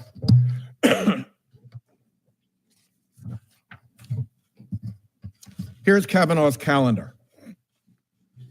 Dr. Ford said that Kavanaugh and Judge and PJ and at least one other boy were all at a house. Well, we know Bart Kavanaugh was there because it's his schedule. And here's Judge, and here's PJ. Here are all those three named boys and others at a house together, just as she said. She said Kavanaugh and Judge were drunk and that she had a beer. Skis is brewskis, beer. They were drinking, just as she said. Now, I will concede that the two girls aren't mentioned. But spot me this. If you had just sexually assaulted one of the two girls, would you add the girls' names to your calendar? I doubt it. This may be powerful corroborating evidence that the assault happened, that it happened that day, and that it happened in that place. But with no FBI investigation, we can't tell. That's how you get out of Lindsay's batter's box. You investigate. It's the least thing a sexual assault victim is entitled to when she comes forward. The FBI could interview all the attendees, not just to obtain simple denials, but to cross-check and see if the stories add up. The FBI could see if the house matches the locality and description Dr. Ford gave. The FBI could inquire after and pursue other corroborating or exculpatory evidence. It's what they do. Anybody who has done any serious investigation knows you don't stop just with witness statements of interested parties. You run down corroborating and impeaching evidence. You check and cross-check. You ask and go back again. You do the basic blocking and tackling of investigation. Partisan interviews by political staff predetermined to clear the nominee just aren't the same as real investigators doing real investigation and corroboration. I don't think this has ever happened before in the history of background investigations. Closing out the background investigation without investigating new, credible allegations. You cannot tell me Ms. Ford's allegations weren't credible. They were credible enough to get her before the Senate. And yet she was not given the most basic, decent thing that a witness or victim could be given after they come forward. Sincere or thorough investigation. Closing out the background investigation without investigating new, credible allegations, not any of three allegations, all from women demonstrably in Kavanaugh's social circle. Look at this ridiculous letter from the other alleged assailant in the room. And it's equally ridiculous, yesterday's fig leaf, I guess you'd call it, where the same statement is repeated, just this time with his signature on it. And ask yourself, do you think investigator Kavanaugh would have tolerated letters like this from the third person in the room had there been one with Mr. Clinton and Ms. Lewinsky? Never in a million years. And yet this is what we're supposed to satisfy ourselves with in this matter. It is preposterous to anyone who's ever done serious investigation. Yet this is what we are left with. We have done a botch of an investigation. Over time, I expect the facts come out. They have a way of doing that. Cover-ups never last. The sand is running through Kavanaugh's hourglass. And I pledge whatever I can do to make sure that the truth of his conduct is ultimately determined. Setting aside this botch, we go back to a Supreme Court far too often dancing to the tune of a handful of big Republican special interests. Big Republican special interests funding the Federalist Society that is now picking Supreme Court nominees. Big Republican special interests using the unlimited dark money power the Supreme Court gave them to mount TV ad campaigns for Supreme Court nominees. Big Republican special interests funding frequent flyer amici, so-called friends of the court, offering constant instruction and encouragement to the 5 Republicans on the Supreme Court. And big Republican special interests on the winning side of those 70 5-4 partisan victories, the fruits of their political labor. People are catching on. The record of this is undeniable. And as I said, it will be a disaster for the court. I yield my time. I think I should try to clarify about the calendar that Senator Whitehouse put up there. The entry has 6 boys listed for July 1st, 1982. It says go to Timmy's house for skis with Judge, Tom, PJ, Bernie, and Squee. Dr. Ford said there were 4 boys there. The counter entry lists 6 plus Kavanaugh. That's 7. That's the wrong gathering. 2 allegations made by my colleague are incorrect. First, I never terminated an FBI investigation. I didn't have any authority to open or close an FBI investigation. The FBI considers this matter closed. If my colleagues were worried about the partisanship of the investigation, the Democrats could have joined us at every step of the way. However, we all know they declined to participate. Second, we did receive a letter signed by Mark Judge himself under penalty of felony. I read it previously this morning. Senator Lee. Thank you, Mr. Chairman. There's been a lot of talk about the need for an FBI investigation.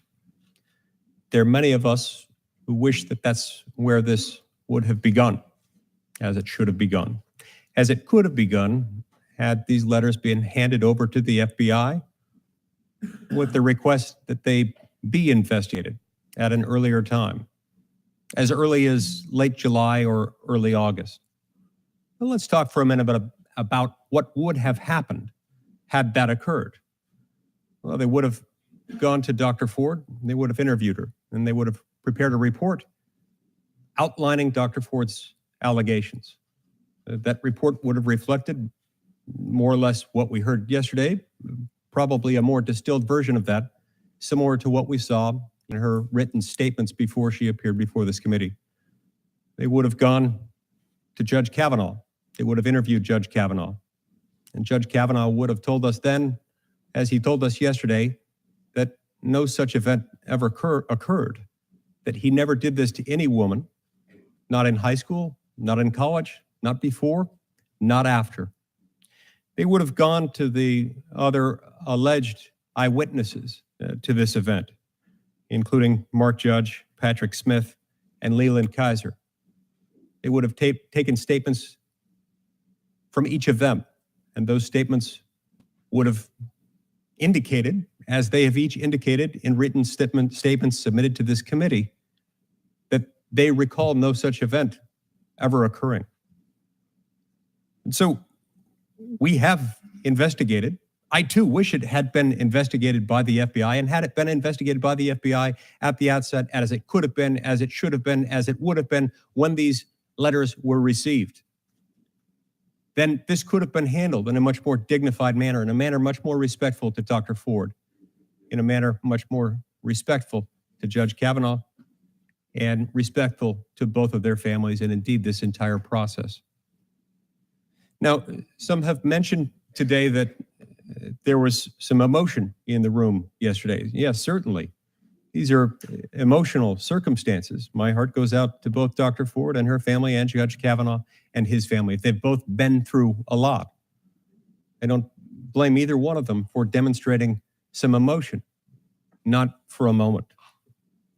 In the case of Dr. Ford, clearly she's been through something awful. In the case of Judge Kavanaugh, he in recent days has seen, in addition to this allegation, dragging his name into the public record, he's seen his name dragged through the mud on a lot of other things, including an allegation that he was involved in and in effect running a drug distribution and gang rape ring.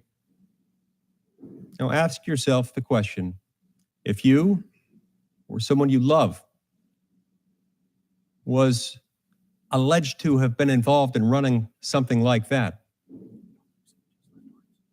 might not you feel a little bit emotional as well? And might not that spill out into your testimony if you were called in front of this committee? Look, we have a job to do here today. Our job yesterday was to hear from Dr. Ford and to hear from Judge Kavanaugh. We've done that. Our job now is to vote. Today, we're going to do that. Thank you, Mr. Chairman. Thank you, Mr. Chairman. I said at the first day of the first hearing regarding Judge Kavanaugh that this is not normal.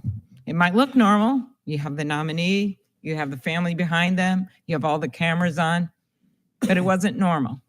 It wasn't normal because this nominee was handpicked by a president who, in just the last week, has gone after his attorney general, threatened to fire the deputy attorney general who's overseeing a major investigation, national security investigation, handpicked by a president who's constantly undermining law enforcement, constantly undermining the FBI. And yet, this president picked a nominee who has the most expansive view of executive power that we've seen. A president, a view of executive power that, according to his writings and even the case law, says, in his own words, in an opinion, that a president should be able to declare laws unconstitutional. In his own views in legal writings, that a president should be able to be immune from investigation while sitting in office, that we shouldn't have a special counsel statute. So that's where we start. That's the core here as we look at the constitutional issues that we're facing. The second reason this isn't normal is that we did not get the information we needed to make a decision. I come from a state that believes in process. In my old job for 8 years, I headed up the Hennepin County Attorney's Office. We handled, by the way, 12,000 juvenile cases every single year. So I saw cases just like the one we heard about yesterday. But in our role, I would always tell people if we had to let a case go, if we had to make a deal that people didn't like, our role was to be ministers of justice. It was to convict the guilty, but also protecting the innocent. And I don't think we protected the innocent very well yesterday, and I certainly don't think that we're doing it today. There was a lot of chest beating that went on yesterday on the other side. And it was pretty effective, I guess, if the goal was to distract the American public for what they had heard in the morning, to distract and deflect from the moving, powerful testimony we heard. And I don't want to hear about respecting Dr. Ford when we are not giving her the respect of having an investigation of the case that she made to us yesterday. It was a while ago that this happened. There's other claims out there as well. But it's been my experience, as Senator Whitehouse just articulated, that if you don't go back and look at things and you don't look at corroborating evidence and you don't talk to the witnesses, you're never going to know what happened. I have proposed and talked to some of my colleagues, and I know others have as well, as a finite period for an FBI investigation, maybe a week. George H.W. Bush ordered that in the Anita Hill case, a 3-day investigation. That happened. Whether people like that outcome or not, it happened. That is not even happening here. We are not even giving Dr. Ford the respect of having that investigation. And that is wrong. That is not being ministers of justice. This was a woman with no political background who made an attempt to call the front office of her congresswoman. That's what she did. She did this before the nominee was even picked. She did it when the nominee was on a short list because she was concerned. That's what she did. So don't argue that she is part of some massive political strategy. Those aren't the facts. And yes, it's messy. The justice system is messy. Things come in at the last minute. It happens all the time. It happens before a trial. It happens before a hearing. And the question is not if it's messy. Senator Flake himself said yesterday, this is not a good process, but it's all we've got. The question is, what do you do when it happens, when you're in a position of power? What do you do when it happens? You may not like how this came in at the last minute. I would have liked to known about it earlier too, but I didn't. The question is, what do you do when it happens? And when it happens, you don't just put it under the rug. For so many years, this is what happened to claims like this. They were just swept under the rug. What happened in the House, no matter how bad it was, didn't belong in the courthouse. That hurt women and that hurt children for a long, long time. But the times are changing now. We have someone who made a credible claim. The chairman even thanked her for her bravery. Well, where is the bravery in this room? This rush, when in fact we could have a finite period of time to interview a finite period of witness, someone who she alleges was in the very room where it happened. We are not able to even cross-examine them, ask them questions. We're not allowing the FBI to go in there and tell him to his face that you're going to get in criminal trouble if you don't answer these questions correctly. Instead, we get a letter behind the veil of a law firm. That's not the same thing. We have a polygraph expert. Yesterday, I put that polygraph exam on the record. People were bristling over there and said, well, we want to see the charts. Well, we would be happy to have the polygraph expert testify and explain how this was verified. And yes, as Judge Kavanaugh pointed out, this is not a test that is admissible in court. But guess what? We use it for job interviews. We use it for the FBI. We use it for the Defense Department. We use it for the CIA. And the nominee himself has even said that this is useful to use for those purposes in a case that he decided in 2016. Those are the kind of witnesses we could hear from if we had the opportunity, maybe 1 week to do it. So I look at it this way. If we want to show Dr. Ford respect, we give her the respect of having her case heard and the evidence looked at. I look at it as, what are you hiding? What would it hurt? If Judge Kavanaugh is so sure that he has this corroborating evidence and what this calendar means and what these things mean, then what is he afraid of if we just spend 1 week looking at the evidence? What I have heard today just adds to this.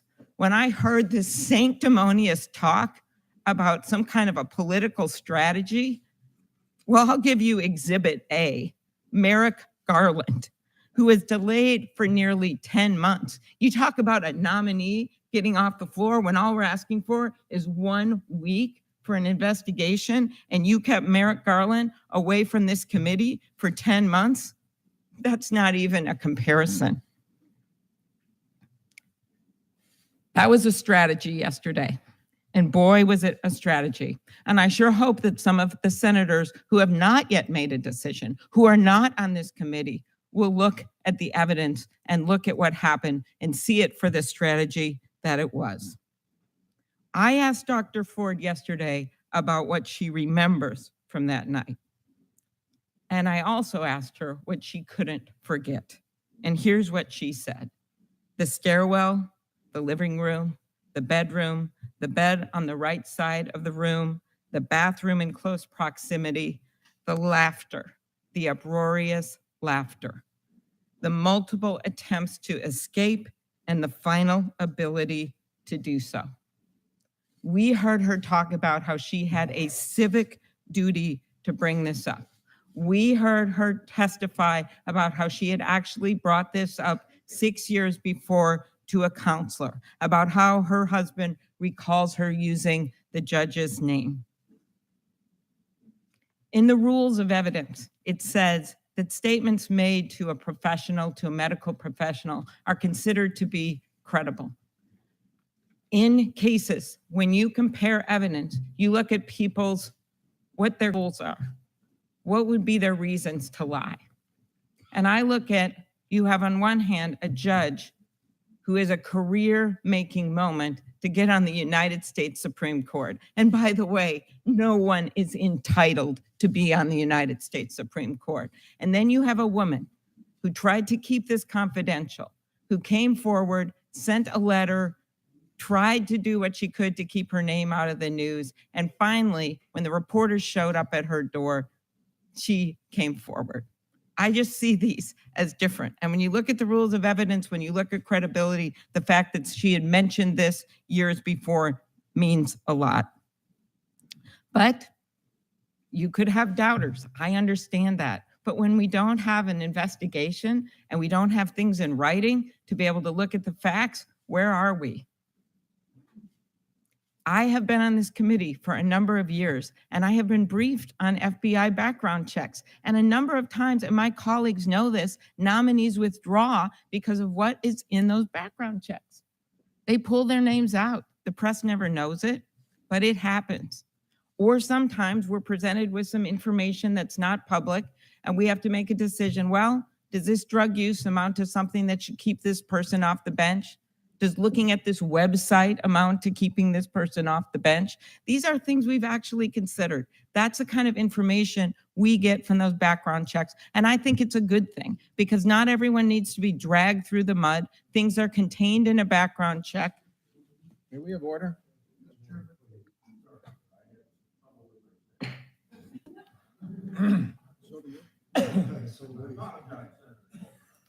Those background checks are useful for us and they're useful for the American people. I, for one, don't want to live in an evidence-free zone. We need this information. I would submit to my friends across the aisle that this is not a he said, she said. This is a he said, they said. There are a number of people out there who have talked about the fact, including the nominee's roommate, that he is belligerent when he gets drunk. Yes, that was a long time ago. Maybe he doesn't do that anymore. And I know people in high school drink a lot and in college, but when I asked him about this to try to get to the facts, I'm not an FBI agent, but all I was trying to do was try to figure out, well, maybe he has partially memory loss when he gets that drunk, or maybe he blacks out. I don't know. I was trying to get that. What did I get in response? A question of if I black out. Did he apologize? He did. And I appreciated that. But the point is, if we could have the FBI, like we do with all background checks, interview these witnesses, we could get to the bottom of the facts. Judge Kavanaugh said on Fox News and yesterday that he wants a fair process. That's what he said he wants. And when I asked the judge why he wouldn't ask the president to have the FBI reopen the investigation yesterday, he didn't make that request. He didn't really answer that question. There are only a few people in America right now that can reopen that investigation. The one sitting across the room, because yes, Senator Grassley could have held off this vote until we had that investigation. Judge Kavanaugh could have easily said, Mr. President, for this to move forward, I want to at least clear my name, but mostly I want to have the American people know whether or not this is true or not. He could have done that. Why didn't he do it? Because they're afraid of what they'll find out. Yesterday, the American Bar Association, as Senator Durbin has just noted and read the letter, sent a letter urging the committee not to vote on Judge Kavanaugh's nomination until the FBI has conducted appropriate follow-up. The ABA said that it made that request because of its, quote, respect for the rule of law and due process under law. I'm just waiting until the staff is done talking over there.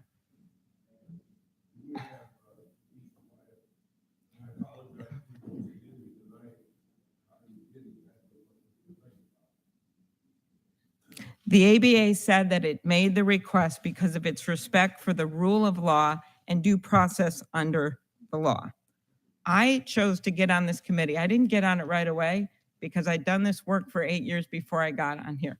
I got on here 2 years after I got to the Senate because I decided I wanted to continue that work, to uphold the respect for the rule of law and due process under the law. But that's not what I saw yesterday. So if this committee isn't going to respect the law, and if we go to the floor and the same thing happens again, I would remind my colleagues that the Constitution does not say we, the ruling party. The Constitution says we, the people. And if the people of this country want to have a check and balance in the Supreme Court, a check and balance on this administration, if they want to have a fair process, they're the only ones left to pitch in here. They're the only ones left to have a say. Because right now, the way this process is run, we're not running it like we the people. It's being run like we the ruling party. I vote no. Senator Cruz, we hear about fair and open and thorough and everything that I just heard. We heard inference of a political strategy on this side of the aisle not to be fair and thorough. I have seared in the back of my mind something that was said soon after July the 9th that Senator Schumer said that tells me about a political strategy that is carried on here the way it has to delay and delay and delay and delay, because he said, I'm going to fight Judge Kavanaugh nomination with everything I've got. And it seems like that has happened over the last 90 days. Senator. Thank you, Mr. Chairman. We're living in a divided time. This country is divided right down the middle. There is an enormous amount of anger. There's rage. There's hatred. We see demonstrators screaming at each other, reflecting that rage, reflecting that anger. And I know there are a great many Americans who wish we could and believe we can get back to an environment where we treat each other with civility and decency. Get back to an environment where, yes, we have policy disagreements. We disagree on what the right legislation is to pass. And we even have vigorous debates about what the right policy is. But we do so in a context that respects each other, that doesn't demean the humanity of each other, that doesn't attack the character and drag people through the mud. The politics of personal destruction that we have seen on display in recent days is Washington, D.C. at its very ugliest. And all of us should remember that we're talking about real human beings here. These aren't pawns on a chessboard. These are real people. Dr. Ford has been through hell. The last 2 weeks, I have no doubt, have been extraordinarily painful for her family. The testimony she gave yesterday was powerful, was clearly heart-wrenching, was clear she was hurting and hurting mightily. Having her name made public against her wishes and dragged through the mud was a hurtful thing to do. It was the wrong thing to do. And Judge Kavanaugh, he too has been dragged through the mud for the last 2 weeks in a way that has no precedent.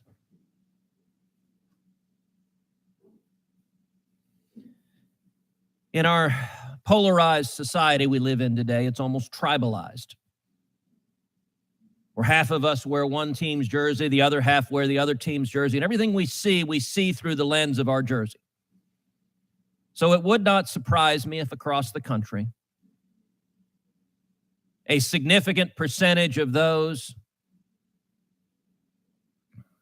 on the Democratic side of the aisle saw yesterday's testimony and concluded he must be guilty. And it would not surprise me if a very significant percentage of those on the Republican side of the aisle saw yesterday's testimony, the same testimony, and concluded he must be innocent. One of the consequences of that, Judge Kavanaugh talked about how these smears and the many that have been leveled against him in the last 2 weeks, how they have, as he put it, destroyed his family. To some, that may sound like hyperbole. I don't think it is. Judge Kavanaugh has 2 young daughters, a 10-year-old and a 13-year-old. For the rest of their lives, their daughters will go to school, will interact with people, many of whom are convinced their father is a rapist. I want you to think of the effect that has when those are the allegations. That's where it starts. Not, I disagree with your jurisprudence, not, I think you're wrong in how you interpret the Constitution, but you are, and let's be clear, he has been accused of, among other things, participating in repeatedly drugging and gang raping women to take some of the more sensational, I think, ludicrous claims that have been aired. These little girls are going to have classmates of theirs repeat those charges to them. Some of the most poignant testimony yesterday is when Judge Kavanaugh described how he's taught law at Harvard Law School for over a decade. And he said he may never get to teach law again. And that's entirely possible. That's entirely possible, even if Judge Kavanaugh is confirmed to the U.S. Supreme Court as a sitting justice in our polarized world. I'm a graduate of the Harvard Law School. I think it is entirely possible. Those on the left would say, we don't want someone we believe is a rapist ever teaching again. He also talked about how much he has loved coaching girls basketball, coaching his daughters in basketball. And he mentioned he may never coach again. That's a very real possible consequence of the mudslinging and irresponsible behavior of the last 2 weeks. It may well be in this tribalized, partisan, divided world that the parents of the other girls say, no, we don't want him as a coach anymore. Our words and actions have consequences. That being said, even though this is a divided time, even though this is a partisan time, I have faith in the American people. I have faith in the American people that we want to be fair-minded. We want to actually assess the facts. We want to actually assess what happens. I think it's important that once these allegations became public, that Dr. Ford was given a full and fair opportunity to tell her story. I emphatically urged my colleagues that was the right thing to do, to give her the opportunity to testify in public, and that it was important that when she testified, she be given an environment that was fair, that was respectful, that she not be demeaned, that she not be attacked, and she wasn't. That was the right thing to do. The committee, once this had been forced to the front pages of the paper, the right thing to do was give her a public forum, and a full public forum, to tell her story. But the right thing also requires, and we saw yesterday, Judge Kavanaugh being given a full and fair opportunity to defend himself. The American people watched that testimony. And you come away with a number of conclusions. Number one, it is clear their testimony is in direct conflict. What they said is directly conflicting. Judge Kavanaugh categorically and unequivocally denied the allegations. So the question is, how do you resolve that discrepancy? How does this committee, how does the United States Senate, how do the American people resolve the discrepancies when you have two witnesses that testify to things diametrically opposed? Well, the only way I know to do, and this is how a court of law operates, this is how most reasonable people operate, is when you have conflicting testimony, you look to, well, what does the rest of the evidence demonstrate? What other evidence is there, and what does the evidence demonstrate? Dr. Ford named 3 fact witnesses who she says were there and could corroborate her story. None of the 3 corroborates her story. Not only do they not corroborate her story, all 3 of the named fact witnesses explicitly refuted her story. And they did so under penalty of perjury. They didn't do so lightly. They didn't just say it. They did so in a context that under the United States Code, they can face up to 5 years in prison if they lied to this committee. So every single fact witness that Dr. Ford named has explicitly disputed her allegations. Now, one of those fact witnesses was Mr. Judge. We've heard a lot of discussions about Mr. Judge. A lot of my colleagues saying, why didn't we hear testimony from Mr. Judge? Well, Mr. Judge refused to talk to the committee. He submitted a statement under penalty of perjury, under penalty of felony, but he refused to be interviewed by investigators. It's not complicated to understand why. The public record indicates Mr. Judge has had a very troubled life, that he has battled with addiction for most of his life. We heard testimony yesterday that he's been near death, that he battles with depression, that he's a cancer survivor. He has also been directly accused of multiple felonies. So when committee investigators asked to interview him, he said no. That shouldn't surprise anybody. We had a vote earlier today on subpoenaing Mr. Judge. It's not complicated what would happen if he were subpoenaed. If he came before this committee, any defense lawyer worth his salt would tell Mr. Judge not to testify. Now, I understand politically, the Democratic members of this Senate would very much like to see a man who struggled with addiction most of his life sitting before this committee and pleading the Fifth. That would make great theatrics. That would make great political theatrics. It wouldn't help one iota in the search for the truth, but it would make a great public show. And I will say, of the 3 fact witnesses The one who I think is most revealing is Leland Kaiser. Ms. Kaiser was close friends with Dr. Ford.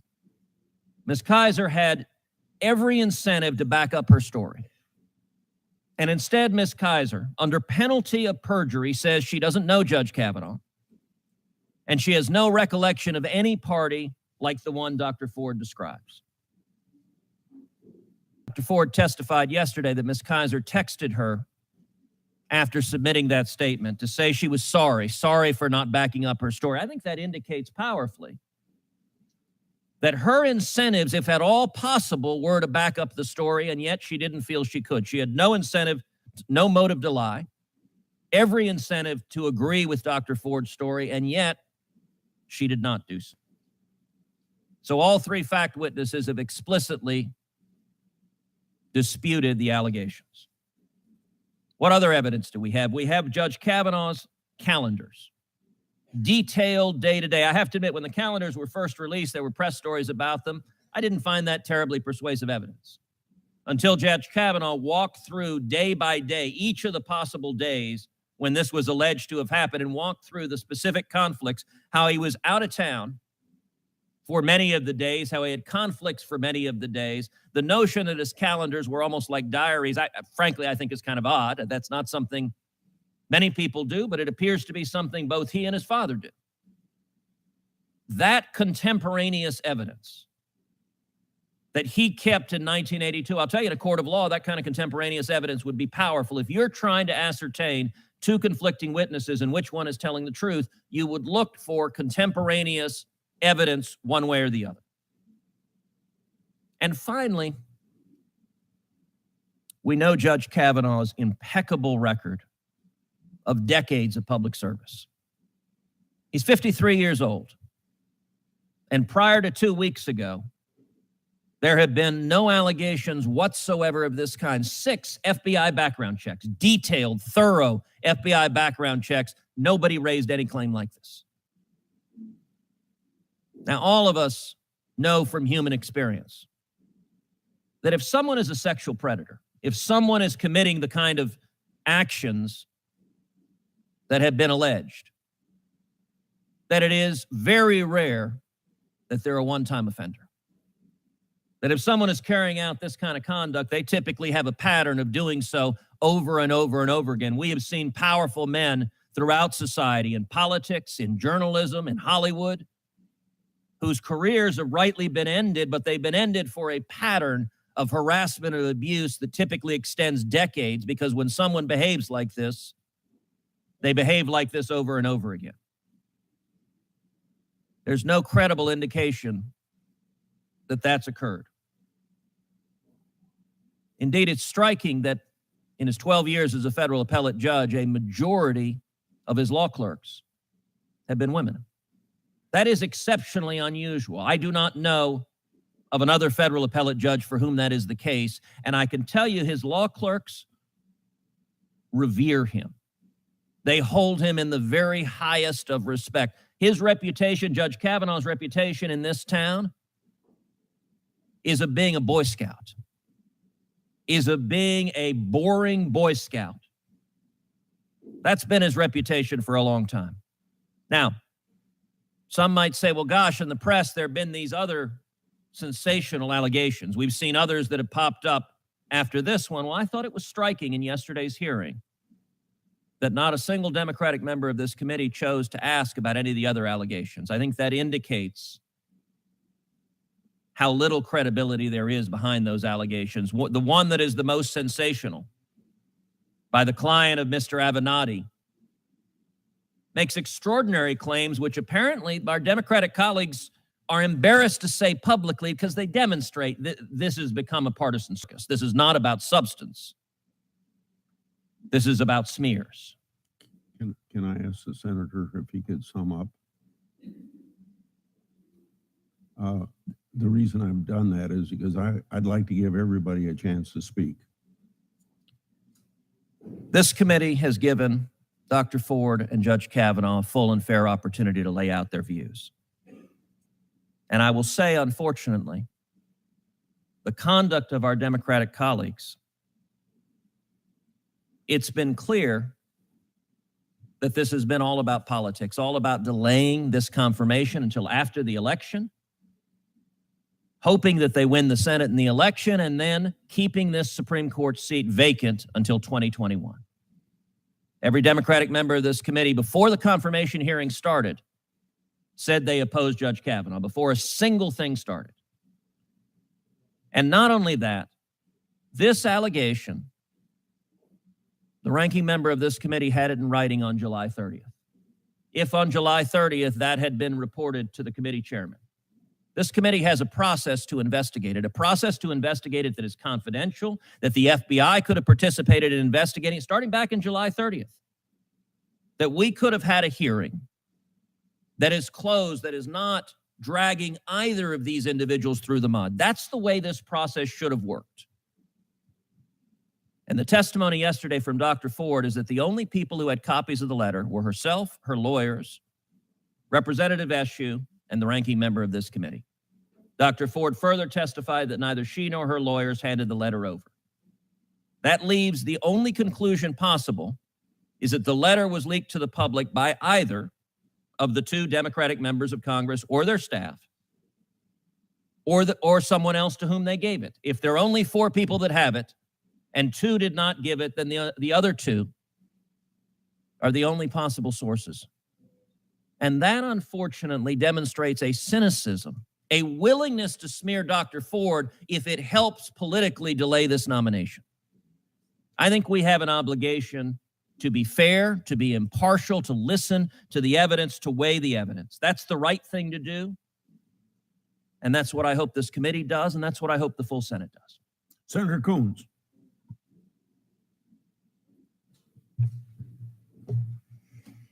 Thank you, Mr. Chairman. Yesterday was an important and a difficult day, a long day for Dr. Ford, for Kavanaugh, for the Senate Judiciary Committee, for our nation. And I will say briefly at the outset that before yesterday began, I prayed. I prayed for Dr. Ford and her family. I prayed for Judge Kavanaugh. I prayed for our chairman and ranking member. I prayed for our president. I prayed for all who would watch yesterday, who were victims of sexual assault. And I prayed for all who would watch yesterday, uncertain whether we could conduct ourselves respectfully. And I must say, after everything I have heard, I am struck that in the Twitter-fueled smash mouth politics of our day, we must ask ourselves, what about our conduct? What about our conduct here would encourage anyone to come forward with credible allegations of sexual assault, to seek a nomination to a federal court or other position of trust, or to serve here? And as a result, I tonight will pray for our nation. The burden on this committee was to address, investigate, and resolve reasonable doubts as to credible allegations against the nominee before that. And by that test, this committee has failed. I know we have heard strong words about many of our colleagues. And my predecessor, long-serving senator and former chairman of this committee, Joe Biden, has been quoted by many, and I would say misquoted at times. But I want to share one quote, one thing he said to me when I began my service here, which was, "It is always appropriate to question another senator's policies. It is always appropriate to question another senator's priorities, but it is never appropriate to question another senator's motives." And there has been far too much of that that's happened in this process in a way that, frankly, will make it very difficult for us to take off our partisan jerseys and at some point get back to the important work of finding solutions to the real challenges facing this country. What I have been searching for in this process is the facts. And I recognize many of my colleagues on the other side do not see it that way. Many of you have questioned the timing of when this allegation surfaced. And you have also said there are not enough facts corroborating Dr. Ford's testimony to ruin a good man. I strongly disagree with both of these points and want to explain briefly why. The first time I learned of Dr. Ford's allegations that Judge Kavanaugh had sexually assaulted her was on September 12th. Ranking Member Feinstein disclosed this highly sensitive information to myself and other Democrats on this committee only after reporters had learned of the letter Dr. Ford had provided her Congresswoman. I don't know how this information leaked. I regret that it did. The decision whether to come forward should have been Dr. Ford's and Dr. Ford's alone. And I cannot rule out that the person who leaked this information had a partisan agenda. But I am certain Ranking Member Feinstein and her staff did not disclose Dr. Ford's account prior to that date because it was not theirs to share. And I think it's regrettable that long-serving, honorable colleagues of hers have questioned her motives. I know since the day that my Democratic colleagues and I learned of these allegations, we've had one consistent request: to allow the FBI to investigate them in a nonpartisan, professional, even-handed manner and deliver their findings to us so that we could reach a conclusion.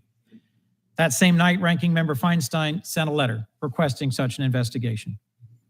To suggest that Senate staff interviews or letters from lawyers are an adequate substitute for a robust FBI fact-gathering process that we might then weigh is not credible and reflects, sadly, a willful blindness to the dysfunction of our institution.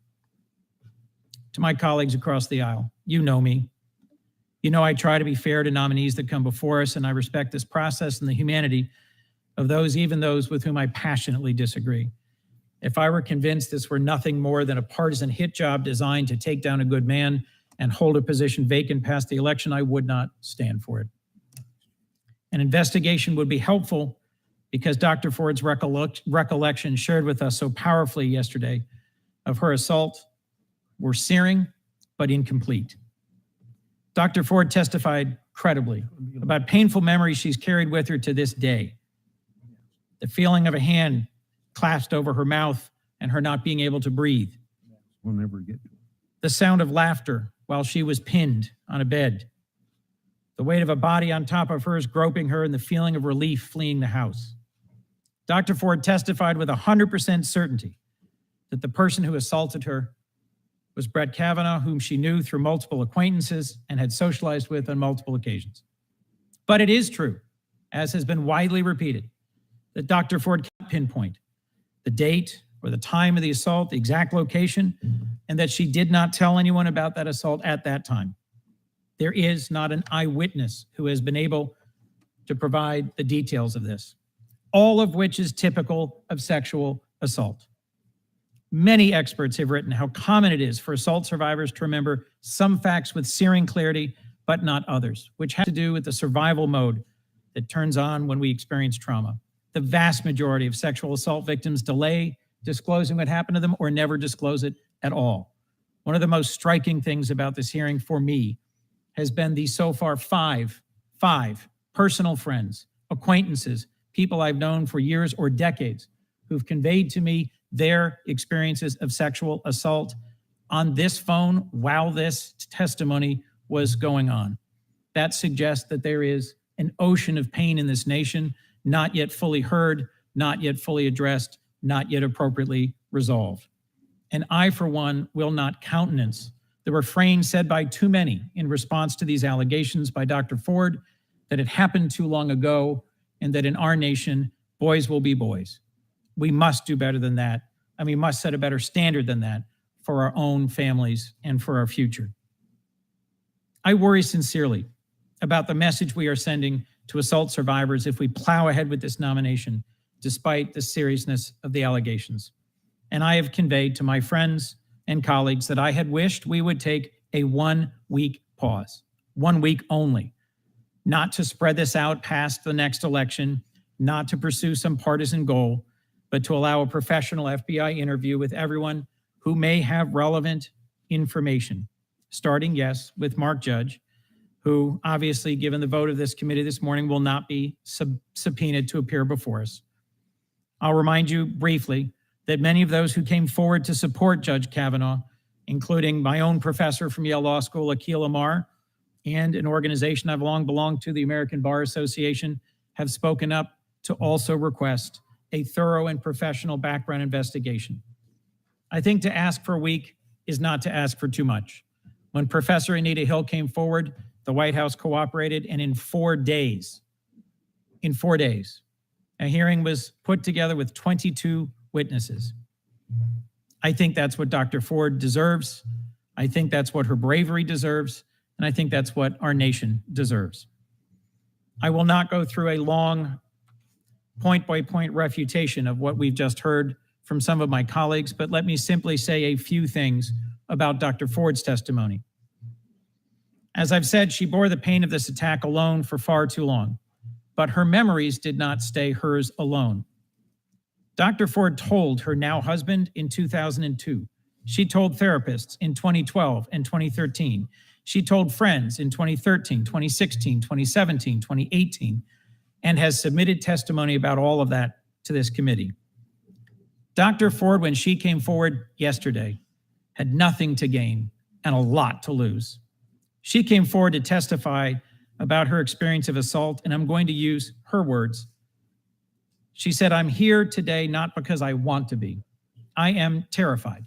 I'm here because I believe it is my civic duty to tell you what happened to me while Brett Kavanaugh and I were in high school.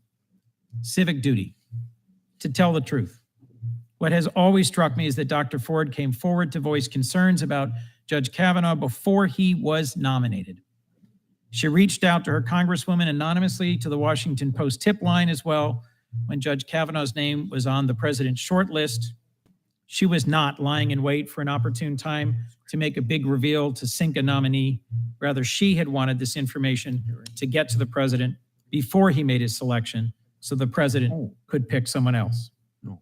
I wish he had. Judge Kavanaugh yesterday unequivocally denied the allegations against him. But something he said repeatedly, importantly, was not accurate. Over and over again, he testified, and we've just heard it repeated here today, that Dr. Ford's account was refuted by 3 individuals Dr. Ford identified as being present. That's not the case, and Judge Kavanaugh knows it. Not recalling is not the same as refuting. Their statements issued through lawyers say they don't remember the gathering. Of course, none of these 3 people were assaulted that night. For 2 of them, it would have been an unremarkable evening, just another casual summer among friends. And Leland Kaiser says that she believes Dr. Ford's account, a fact not acknowledged by my colleagues or Judge Kavanaugh. I'll also say that in my view, the failure of this committee to subpoena Mark Judge, whom Dr. Ford identified as a witness and participant in her attack, is a failure in this committee's effort to get to the truth. We also have to face the reality. There are additional serious allegations brought in sworn statements by Ms. Ramirez and Ms. Swetnick, who have both asked for an FBI investigation into their claims. Their claims have varying credibility, but deserve to be heard. I wish Judge Kavanaugh would have pointedly supported a short pause for an FBI investigation for the benefit of clearing his own name. But I'll say, as I conclude, there is something much greater in my mind at stake. The fact that Judge Kavanaugh is nominated to the Supreme Court means this is not just about his credibility and the remaining concerns about his credibility that I will carry forward. It's about the court's legitimacy. We're left with the reality that if his nomination goes forward this morning, after testimony full of rage and partisanship and vitriol, but without even a brief pause for a nonpartisan investigation into the serious allegations presented, his service may well have an asterisk. Litigants coming to the court will have reason to question the fairness of the institution. And in my view, that is too great a cost to impose on our system of justice in exchange for any one man. It is my hope that my colleagues, those who have not yet decided or declared their decision, will still join in a request to allow the FBI to do its important work and for this committee to allow itself the time to get to the bottom of the remaining allegations. Given the vote this morning, I know that is highly unlikely. I initially announced my opposition to Judge Kavanaugh after our previous round of hearings had concluded.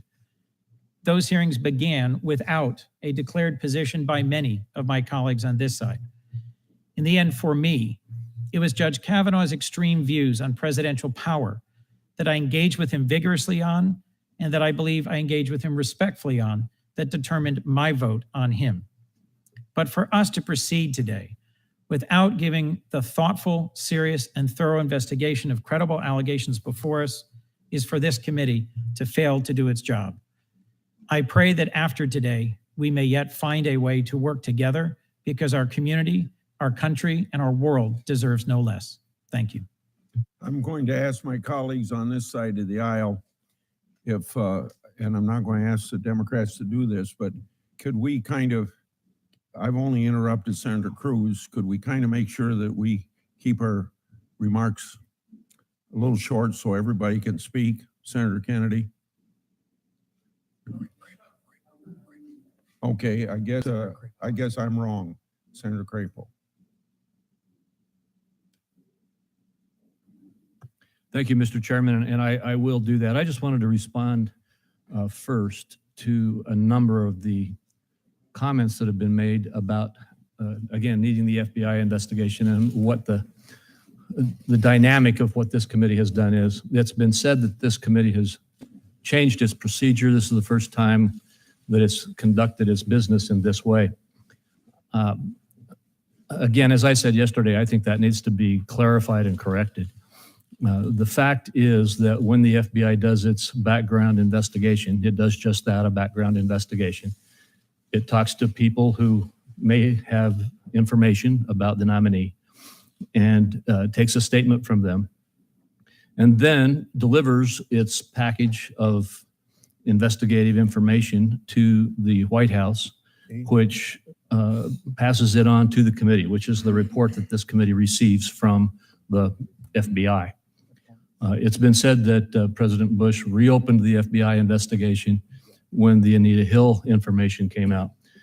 My understanding is, and if I'm wrong on this, Mr. Chairman, please correct me, but my understanding is that when you, as the chairman, finally found out about the information, that information also went to the FBI. Perhaps it was the ranking member who gave the information, the letter to the FBI, but the FBI was given the information. Is that correct? That is correct, and they said to the White House, in the usual way they do, that they considered it closed. So the 2 points there. First of all, the full letter, unredacted, was given to the FBI, and the FBI did what it does, and I don't know exactly what they did in the Anita Hill case, but did exactly what it usually does, which is to reopen it, if you will, evaluate the letter. And then again, I understand that the FBI then closed it and sent the information to the White House, as they did with the previous report before this allegation came up. Is that correct, Mr. Chairman? The only thing I can verify is that the FBI did what they would usually do, and that they then, and I don't know what that was, and they probably would keep their own internal stuff to themselves, but they sent a cover letter to the White House saying the issue was closed. So the FBI did look at this. The FBI did whatever it does in its background check activities, and then resent an updated amount of information to the White House, which the White House then forwarded to us. And then the process, which has traditionally been followed in this committee, was followed again. And I believe that immediately the chairman opened up an investigation by this committee. That also is customary practice. And as has been stated yesterday, but I will restate again, our committee investigative staff, which is extensive and well-trained, has legal authorities similar to the types that FBI agents do, such that when they conduct their investigations, the people who are interviewed and those who are reached out to by the committee are under penalty of a felony that could result in 5 years imprisonment if they don't respond honestly and correctly to the questions. Every one of the witnesses that was identified has been reached out to. Now, some comments have been, well, they didn't actually submit themselves to a deposition or to some kind of a court process or something like that.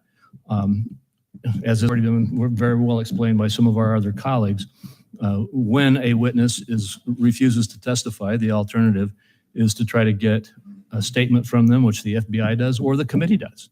And in this case, statements under penalty of felony were obtained from all of the witnesses. So I think the argument here that there was some process followed that was not fair is simply inaccurate.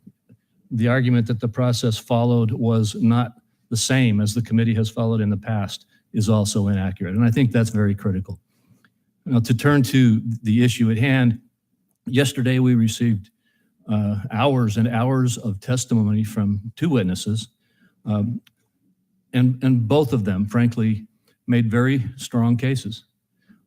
This committee is under the need to evaluate the testimony that was given and determine how it will judge or rule on on the obligation this committee has to give advice and consent.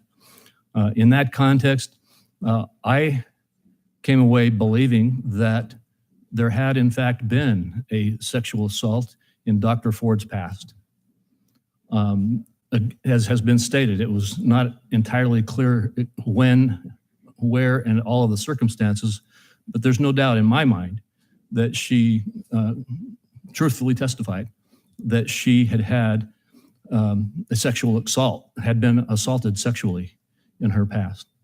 I have to say, I also listened very carefully to Judge Kavanaugh as he testified. And I felt that the testimony he gave was also honest. He gave, I thought, very strong testimony that he was not there. And so I think that, that this committee has to face the difficult task of what burden of proof does it apply? What standard does it apply in exercising the advice and consent that it gives? And that's a very difficult thing that each one of us individually needs to face and deal with.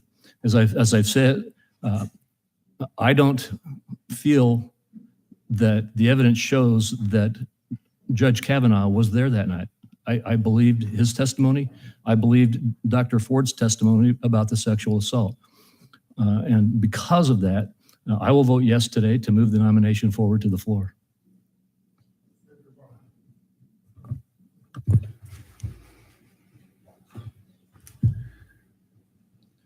Mr. Chairman, this has been obviously my first process, my first time through a Supreme Court nomination process. I fought for years to be on this committee. It's the one I wanted to be on as soon as I got to the United States Senate in 2013. I made you aware of that, sir, and the ranking member. And it has been an incredible experience, a lifetime dream to be a part of this committee. And sir, I have a lot of respect for you. Some people have even on my side of the aisle have even criticized me for the affection with which I have for you, sir. You have been a partner. And there's something about the four most senior members of this committee, you all, Senator Hatch, yourself, Senator Grassley, Senator Leahy, Senator Feinstein. In many ways, you all have been anchors in this entire institution to a time where the comedy was deeper and greater, and have resisted in many ways that I find admirable, the drift towards tribalism within our country and within this vaunted institution. When a Supreme Court vacancy happened, I was one of those individuals that did not wait long before I announced my intentions to vote against Judge Kavanaugh. And sir, I did it for sincerely and deeply held beliefs. I did it because I felt that this was a person that had made it clear in that entire list of people prepared by the Federalist Society and the Heritage Foundation that this was a guy that spoke directly towards a view of presidential power, presidential immunities, that in this perilous time where a president is a subject of a criminal investigation, that he was going to protect that president, and said as much. Make sure that the president was above the law and accountability. And sir, I've learned a lot. I'm one of the guys that on this side of the aisle, when my colleagues speak on the other side of the aisle, I listen. I try to give them my full attention. And I don't always agree, but I've learned a lot from my colleagues. And my friendships on the other side of the aisle, my sincere friendships. There's been times during these hearings I've texted back and forth with people on the other side of the aisle. I respect them. And I fought hard during this process. I've given it everything I've got. I've learned that heck, going back to being a football player, that between the whistles, you fight as hard as you can for what you believe. And if you want to call that partisanship, fine. I've been exuberant in my beliefs, and I've learned a lot through this process. Some of my comments have been referenced numerous times, and I know that I have not been as precise and allowed my comments to be mischaracterized. And I don't blame those people who mischaracterized some of my comments. I take responsibility and have learned to be more precise. And I talk to these issues and I talk to my values as much as I can. I travel around this country calling for more comedy, calling for us respecting, seeing the dignity of Republicans and Democrats and recognizing as much as I can. And I say it, patriotism is love of country, and you cannot love your country unless you love all your countrymen and women. The goodness and the decency of Republicans and Democrats in this country is self-evident. And we demonize each other in ways that I will be and continue to be an exemplar of trying to get our dialogue to rise to something different, to be a country that sees that we need each other, that there's no Democratic or Republican way to success, there's only an American way. And sir, you know, and I hope, and I've said this to you personally, and I think I've said enough publicly, that in the hardness with which I fight, I mean you no personal insult, but I did say before, and I say now, before Dr. Ford's charges came up, I say very sincerely that I think that the way this process was run was a sham. I used that word, sir. And it was because we were evaluating someone for the highest court in the land with seeing such a small part of his relevant work product. I didn't understand how so much of his writing, approximately 90% of his relevant work product, was not even being seen by this committee and controlled by a process that was so broken, so partisan.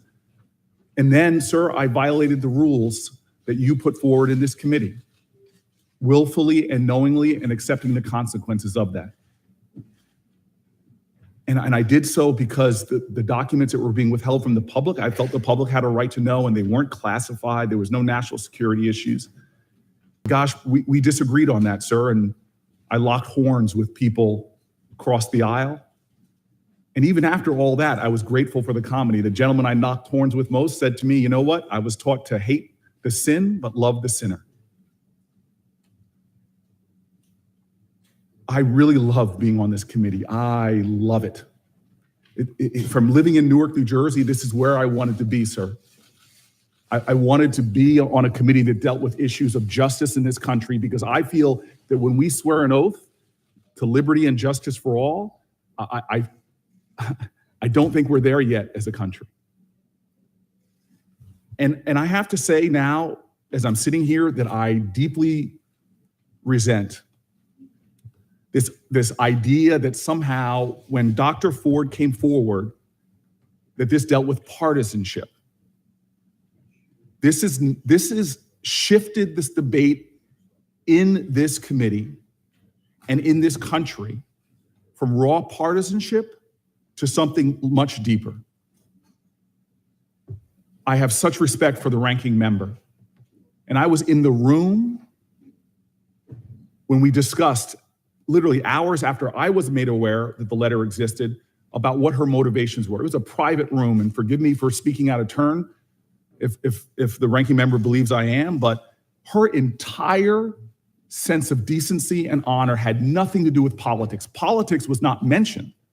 Her entire concerns were about the dignity and the humanity and the respect for Dr. Ford. The conversation we had was about the best way to handle the information that was just presented to all of us. I've now been in numerous caucus meetings where politics has not been discussed, where what has been done was some of the most eloquent speeches I've heard in our caucus meetings from my colleagues about issues of sexual assault, issues of rape. I've heard colleagues read letters that had been written not by a Democrat or Republicans, but by Americans who are concerned about this issue. This is not a partisan moment for our country. Back in the early 1990s, I was a student during the Anita Hill Clarence Thomas during those hearings. And I think there's people on both sides of the aisle that agree that that was dealt with wrong, that the process then did not merit the dignity and decency of the folks involved or of the issue of sexual harassment. But yet that involved multiple hearings, that involved multiple witnesses, that involved the FBI investigation. And yet we still criticize that process. But now we're here today, and we have fallen even far short of what I believed was an inadequate process. Sir, this is not about partisanship. And a lot of folks are trying to make this about whether she was flying to California or not, whether the letter was authorized or released or not, whether the process served her or not. That seems to be stripping away the heroism of Ms. Ford, of Dr. Ford, to come before this committee willingly, even under circumstances that she said herself were not her wishes. She asked for an FBI investigation. She asked for more witnesses. She wasn't given what she asked for, and she still came here and sat before this committee. And what did she say, sir? When someone has the courage to speak to one of the most powerful bodies in the land, what did she say? She shared a raw and visceral and credible, a profoundly powerful testimony with this committee and the world, and she was believable. I believe her. She told us of her indelible memory, using words like seared into her memory, speaking to brain chemistry in a way. She spoke of uproarious laughter of Brett Kavanaugh and Mark Judge being pinned to a bed, being hand over the mouth, fearing for her life, that she was terrified of being raped or accidentally killed.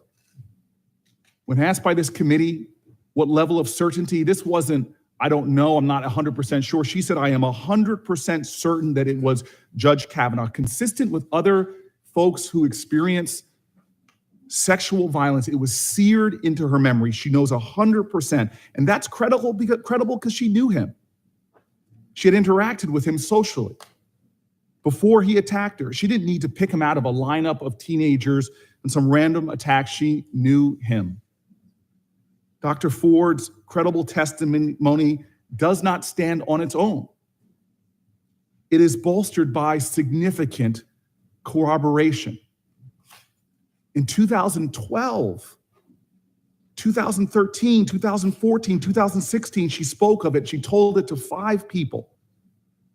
Long before Judge Kavanaugh was nominated to the Supreme Court, she told multiple people that she had been sexually assaulted as a teenager. In some instances, she identified him specifically by name. In others, she described her attacker as a federal judge.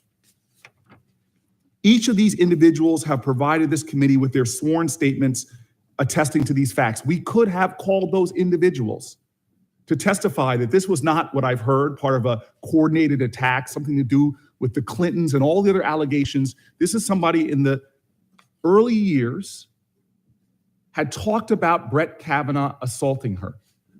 It's not some kind of political attack. This is consistent not only with her statements that have been corroborated, it's consistent what we know about other people who have undergone sexual attacks. And beyond the corroboration of outside witnesses, Dr. Ford's account is also corroborated by independent facts.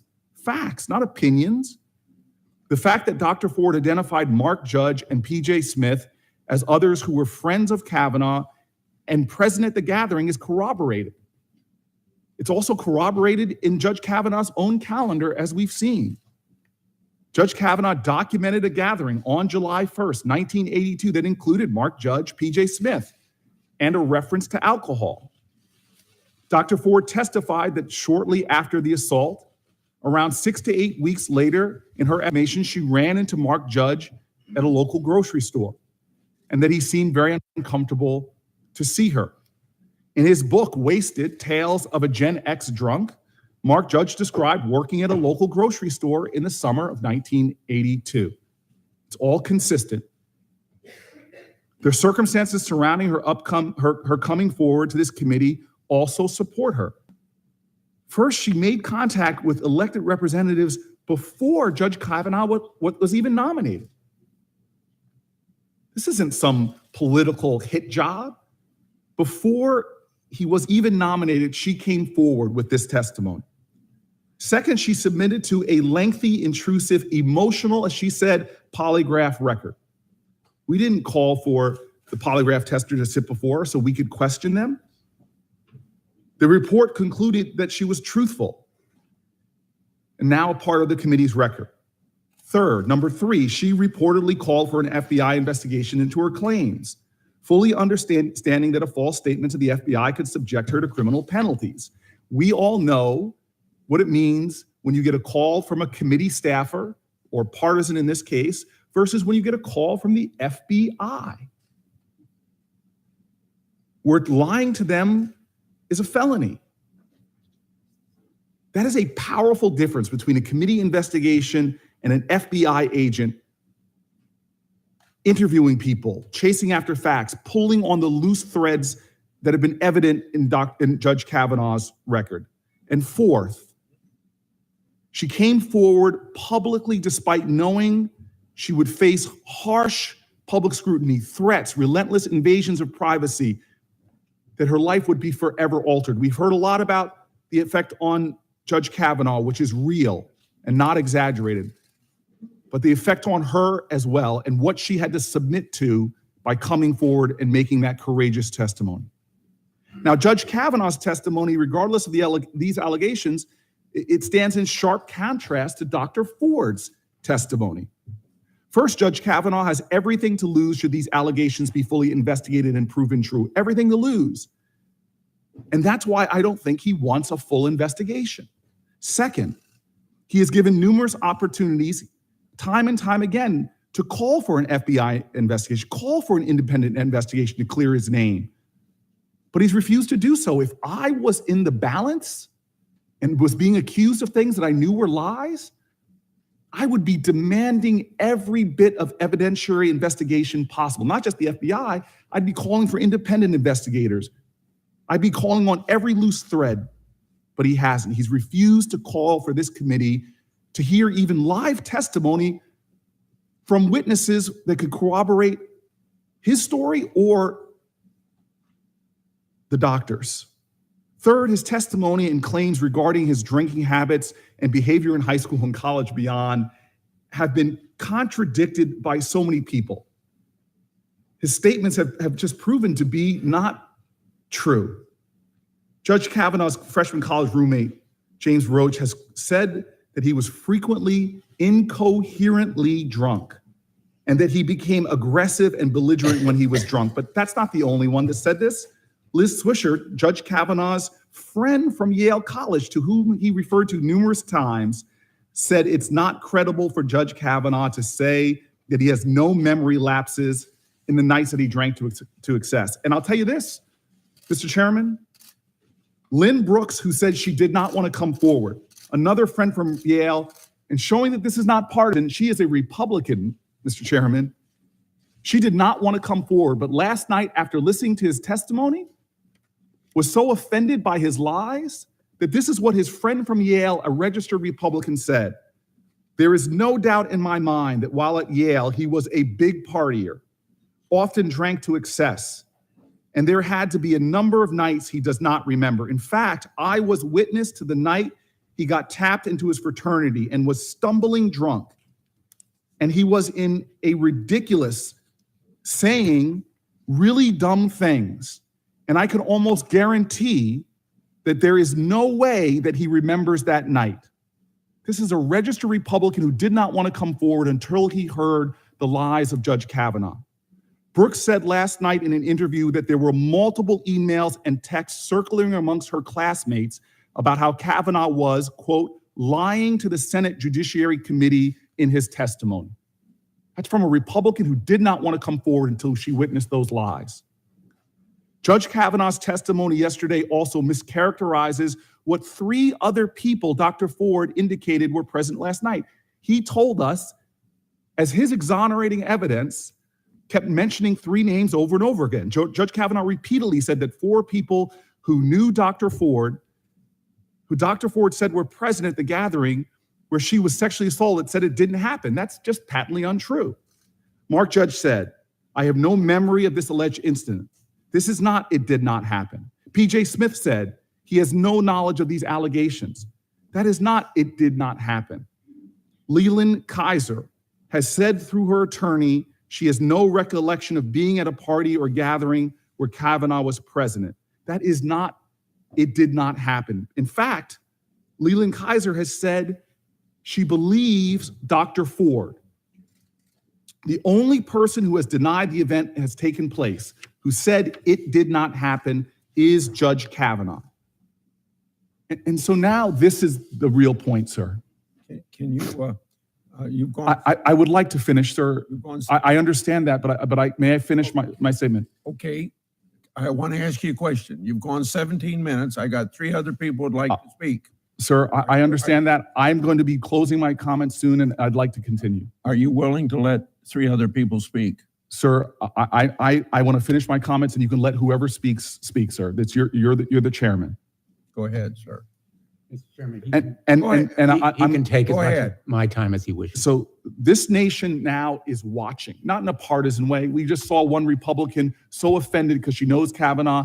This is not Democrats and Republicans watching. This is Americans watching right now to see what this body will do. This isn't about politics or partisanship.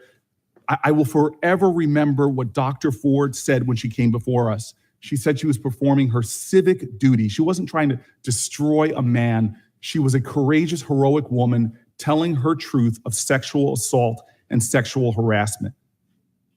This is what was done to me, she said. Many of my colleagues yesterday said they found Dr. Ford credible.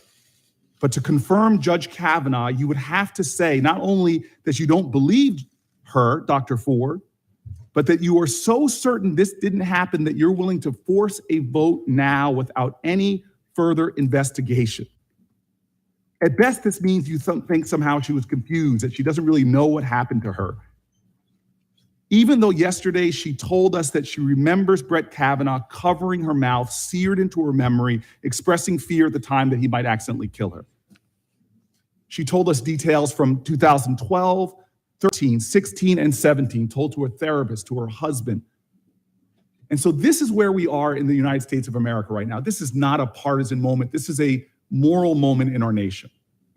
We do not have to have this vote today.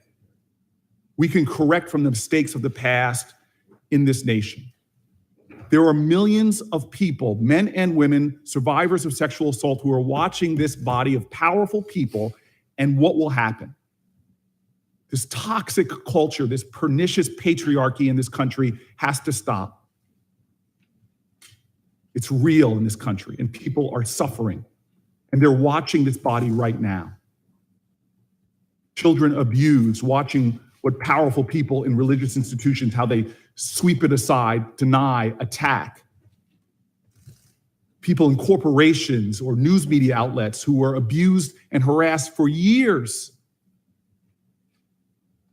And their testimony, their truth was swept aside, belittled. They were attacked, they were vilified, they were followed by investigators. Millions are watching this body and how we act. Do we rush to a vote? Will we brush aside a credible witness's testimony? Will we belittle and attack credible testimony? Will we ignore credible testimony? Will we listen? Will we believe? In the United States of America right now, there are dark corners of our culture. The Center for Disease Control reports 1 out of every 3 American women, 1 out of 3 American women will experience some form of sexual violence. 1 out of 6 men. 60% of them go unreported. And there are those right now watching this group of powerful people. How will we deal with a privileged man? A seat on the Supreme Court is not an entitlement. Just because you went to Yale Law School or were the captain of your basketball team, this is not, the Supreme Court is not an entitlement.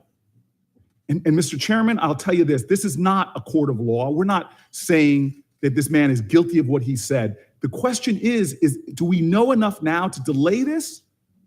Or are we going to rush to put someone on the Supreme Court with this cloud hanging over them?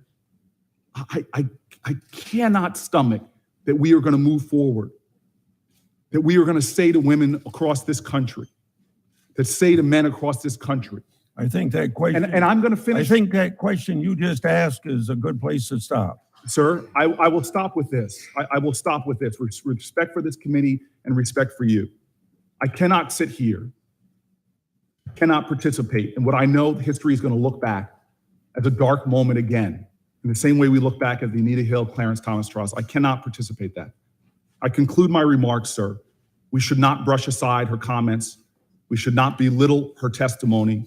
We should listen to her. We should listen to women, and we should thoroughly investigate this before moving forward. To do any other thing is to diminish the truth, diminish the issue of sexual harassment in this country, and to again relegate ourselves to what I believe is a dark element of our society. So with that, sir, I will leave. Senator Kennedy.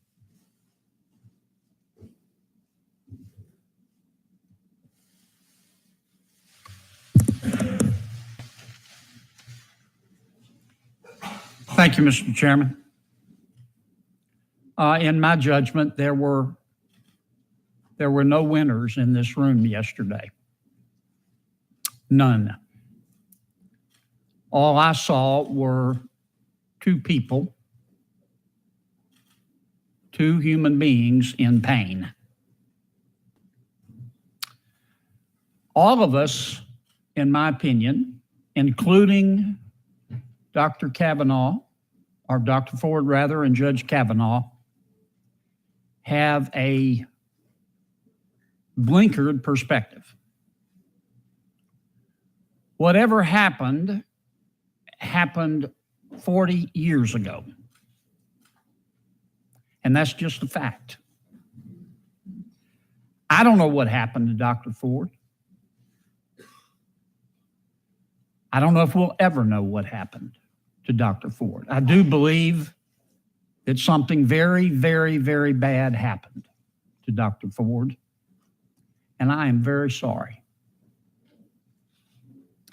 But I do not believe that Judge Brett Kavanaugh was involved.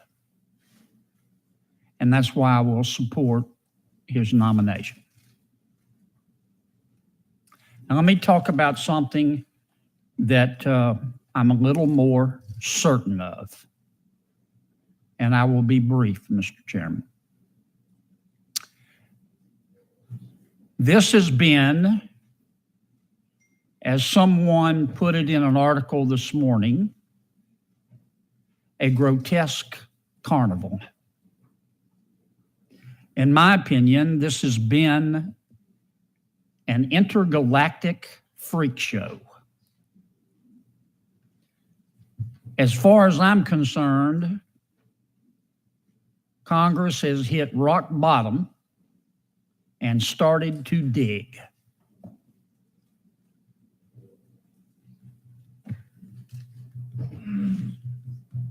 And all of this could have been avoided. Every bit of it. The other thing I'm certain of is that these cynical games, this character assassination, has damaged Dr. Ford and Judge Kavanaugh and their families irreparably. And it could have been avoided. Now, Senator Feinstein talked about this earlier, and she's right.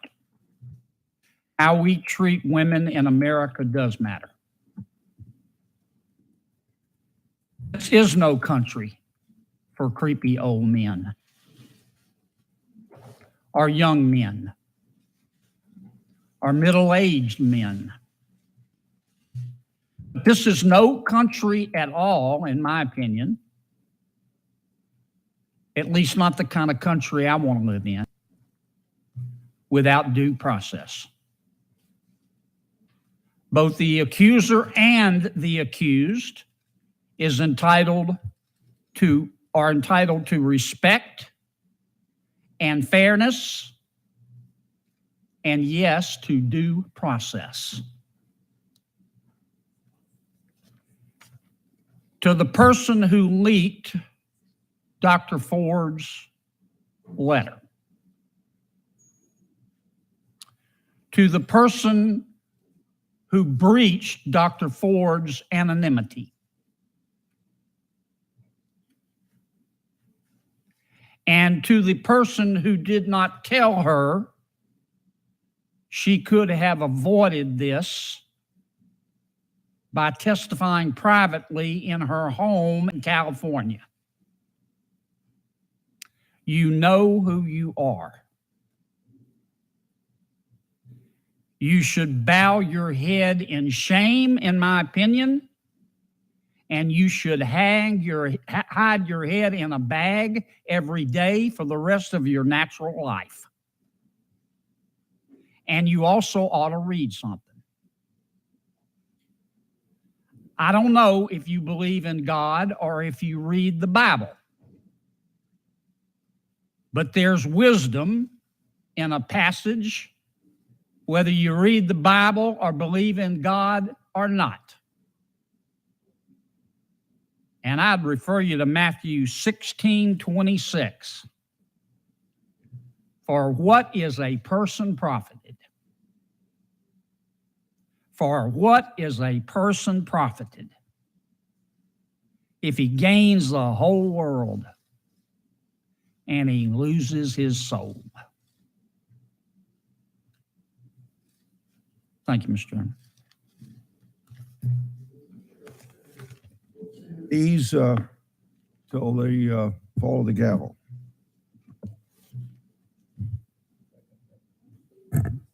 Mr. Chairman, You yielded your time, you told me. I yielded part of my time to Senator Booker. Do I have any left? You may proceed. Thank you, Mr. Chairman. I'll yield my time to him, Mr. Chairman. I appreciate that graciousness, and I hope it is a sign that we will rebuild across the aisle. Yesterday, there were words spoken, and we know in families that words are spoken in anger and sometimes in the moment that we later walk back. Those words yesterday from members across the aisle to this side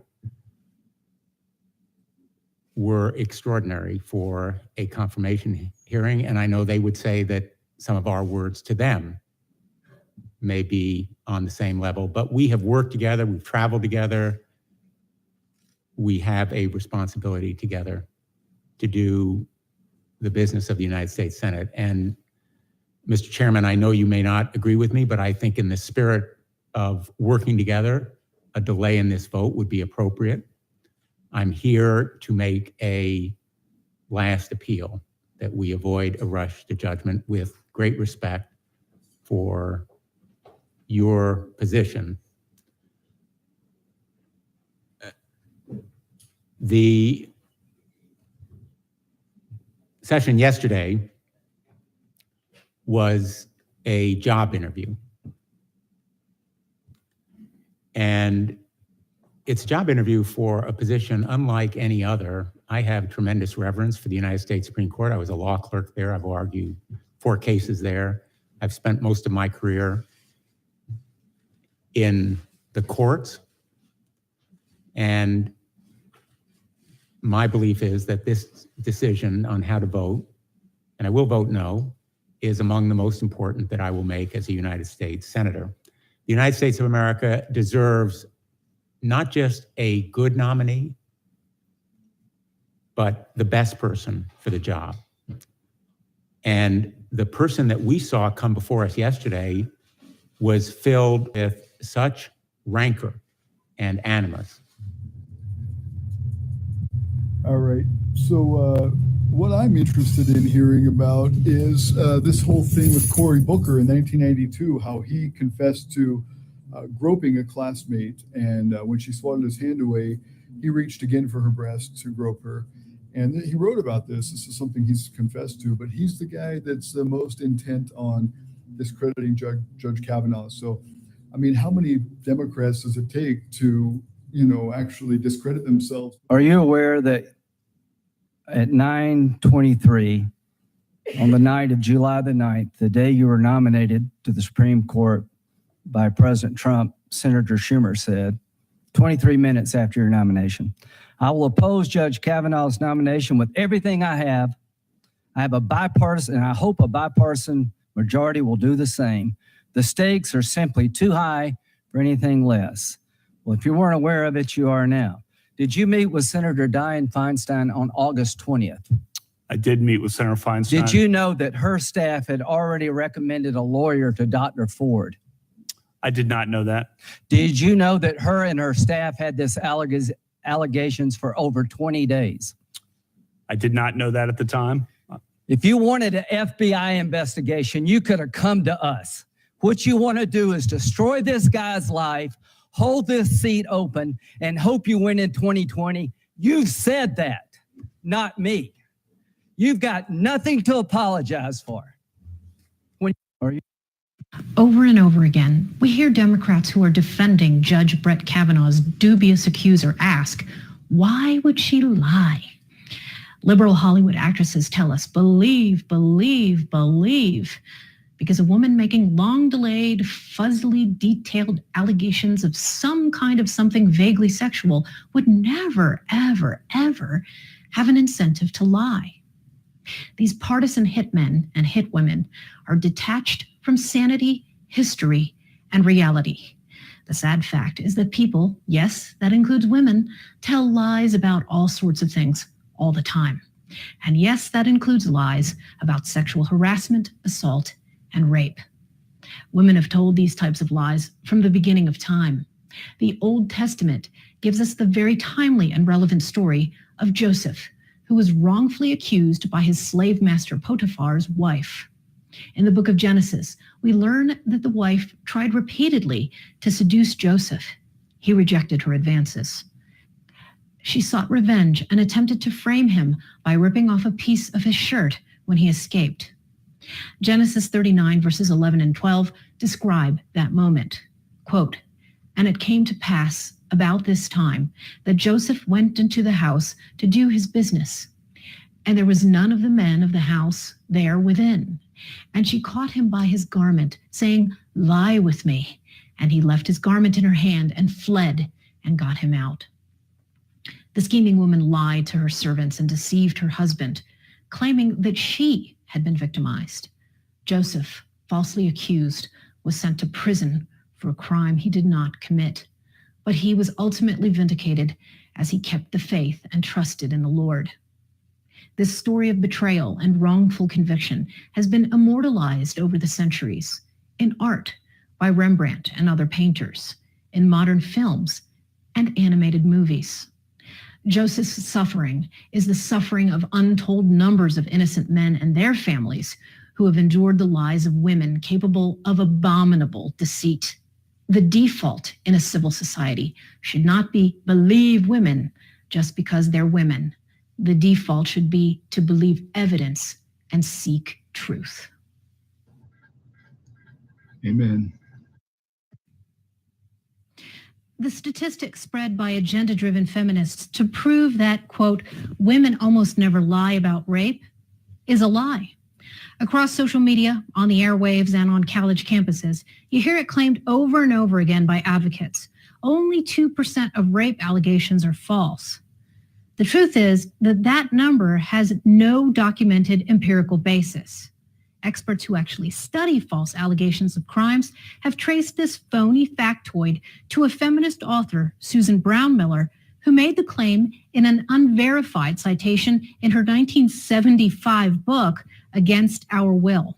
In fact, researcher Edward Greer discovered after attempting to track down Brownmiller's source that the 2% false rape rate is a complete, quote, ideological fabrication and has, quote, no basis in fact. Greer scoured the scientific literature on false rape allegations and found no published studies on the subject. Instead, he found that Brownmiller had cited the remarks of Lawrence H. Cook, a New York appellate judge, from a speech to the Bar Association in 1974. Cook asserted that the commander of the New York City's Rape Analysis Squad, quote, found only about 2% of all rape and related sex charges are determined to be false. Greer contacted the judge's staff, and no one remembered where he got the numbers from or could produce any press releases, reports, or data to support the claim. No matter. Feminist law professors and advocacy groups and journalists have recycled Brownmiller's bogus figure repeatedly. And it popped up again, blindly cited all over Twitter in the wake of the Harvey Weinstein scandal in Hollywood. Actual published research has documented false rape and sexual assault rates ranging from 8% to 41%. Retired NYPD Special Victims Squad Detective John Savino reported that in his NYPD's Manhattan Special Victims Squad, quote, our false report rate was in the double digits during all my years. Sometimes it was as high as 40%. A study in the Detroit suburbs found a false report of 32%. Savino and his colleagues Brent Turvey, a forensic scientist and criminal profiler who has the Forensic Criminology Institute, and forensic psychologist Aurelio Coronado Mares provide real data and invaluable insights in their new textbook, False Allegations, Investigative and Forensic Issues in Fraudulent Reports of Crime. The bottom line, false rape allegations are far more common than you think. People lie for all sorts of reasons, from the need for attention to the lure of profit, out of anger, revenge, to conceal crimes or illicit activity, or because of addictions or mental health issues. They lie about property crimes. They lie about hate crimes. They lie on 911 calls. They lie in divorce and custody hearings. They lie to perpetrate Medicaid fraud. And yes, they lie about being sexually assaulted or raped. It's not victim blaming to get to the bottom of the truth. It's liar shaming.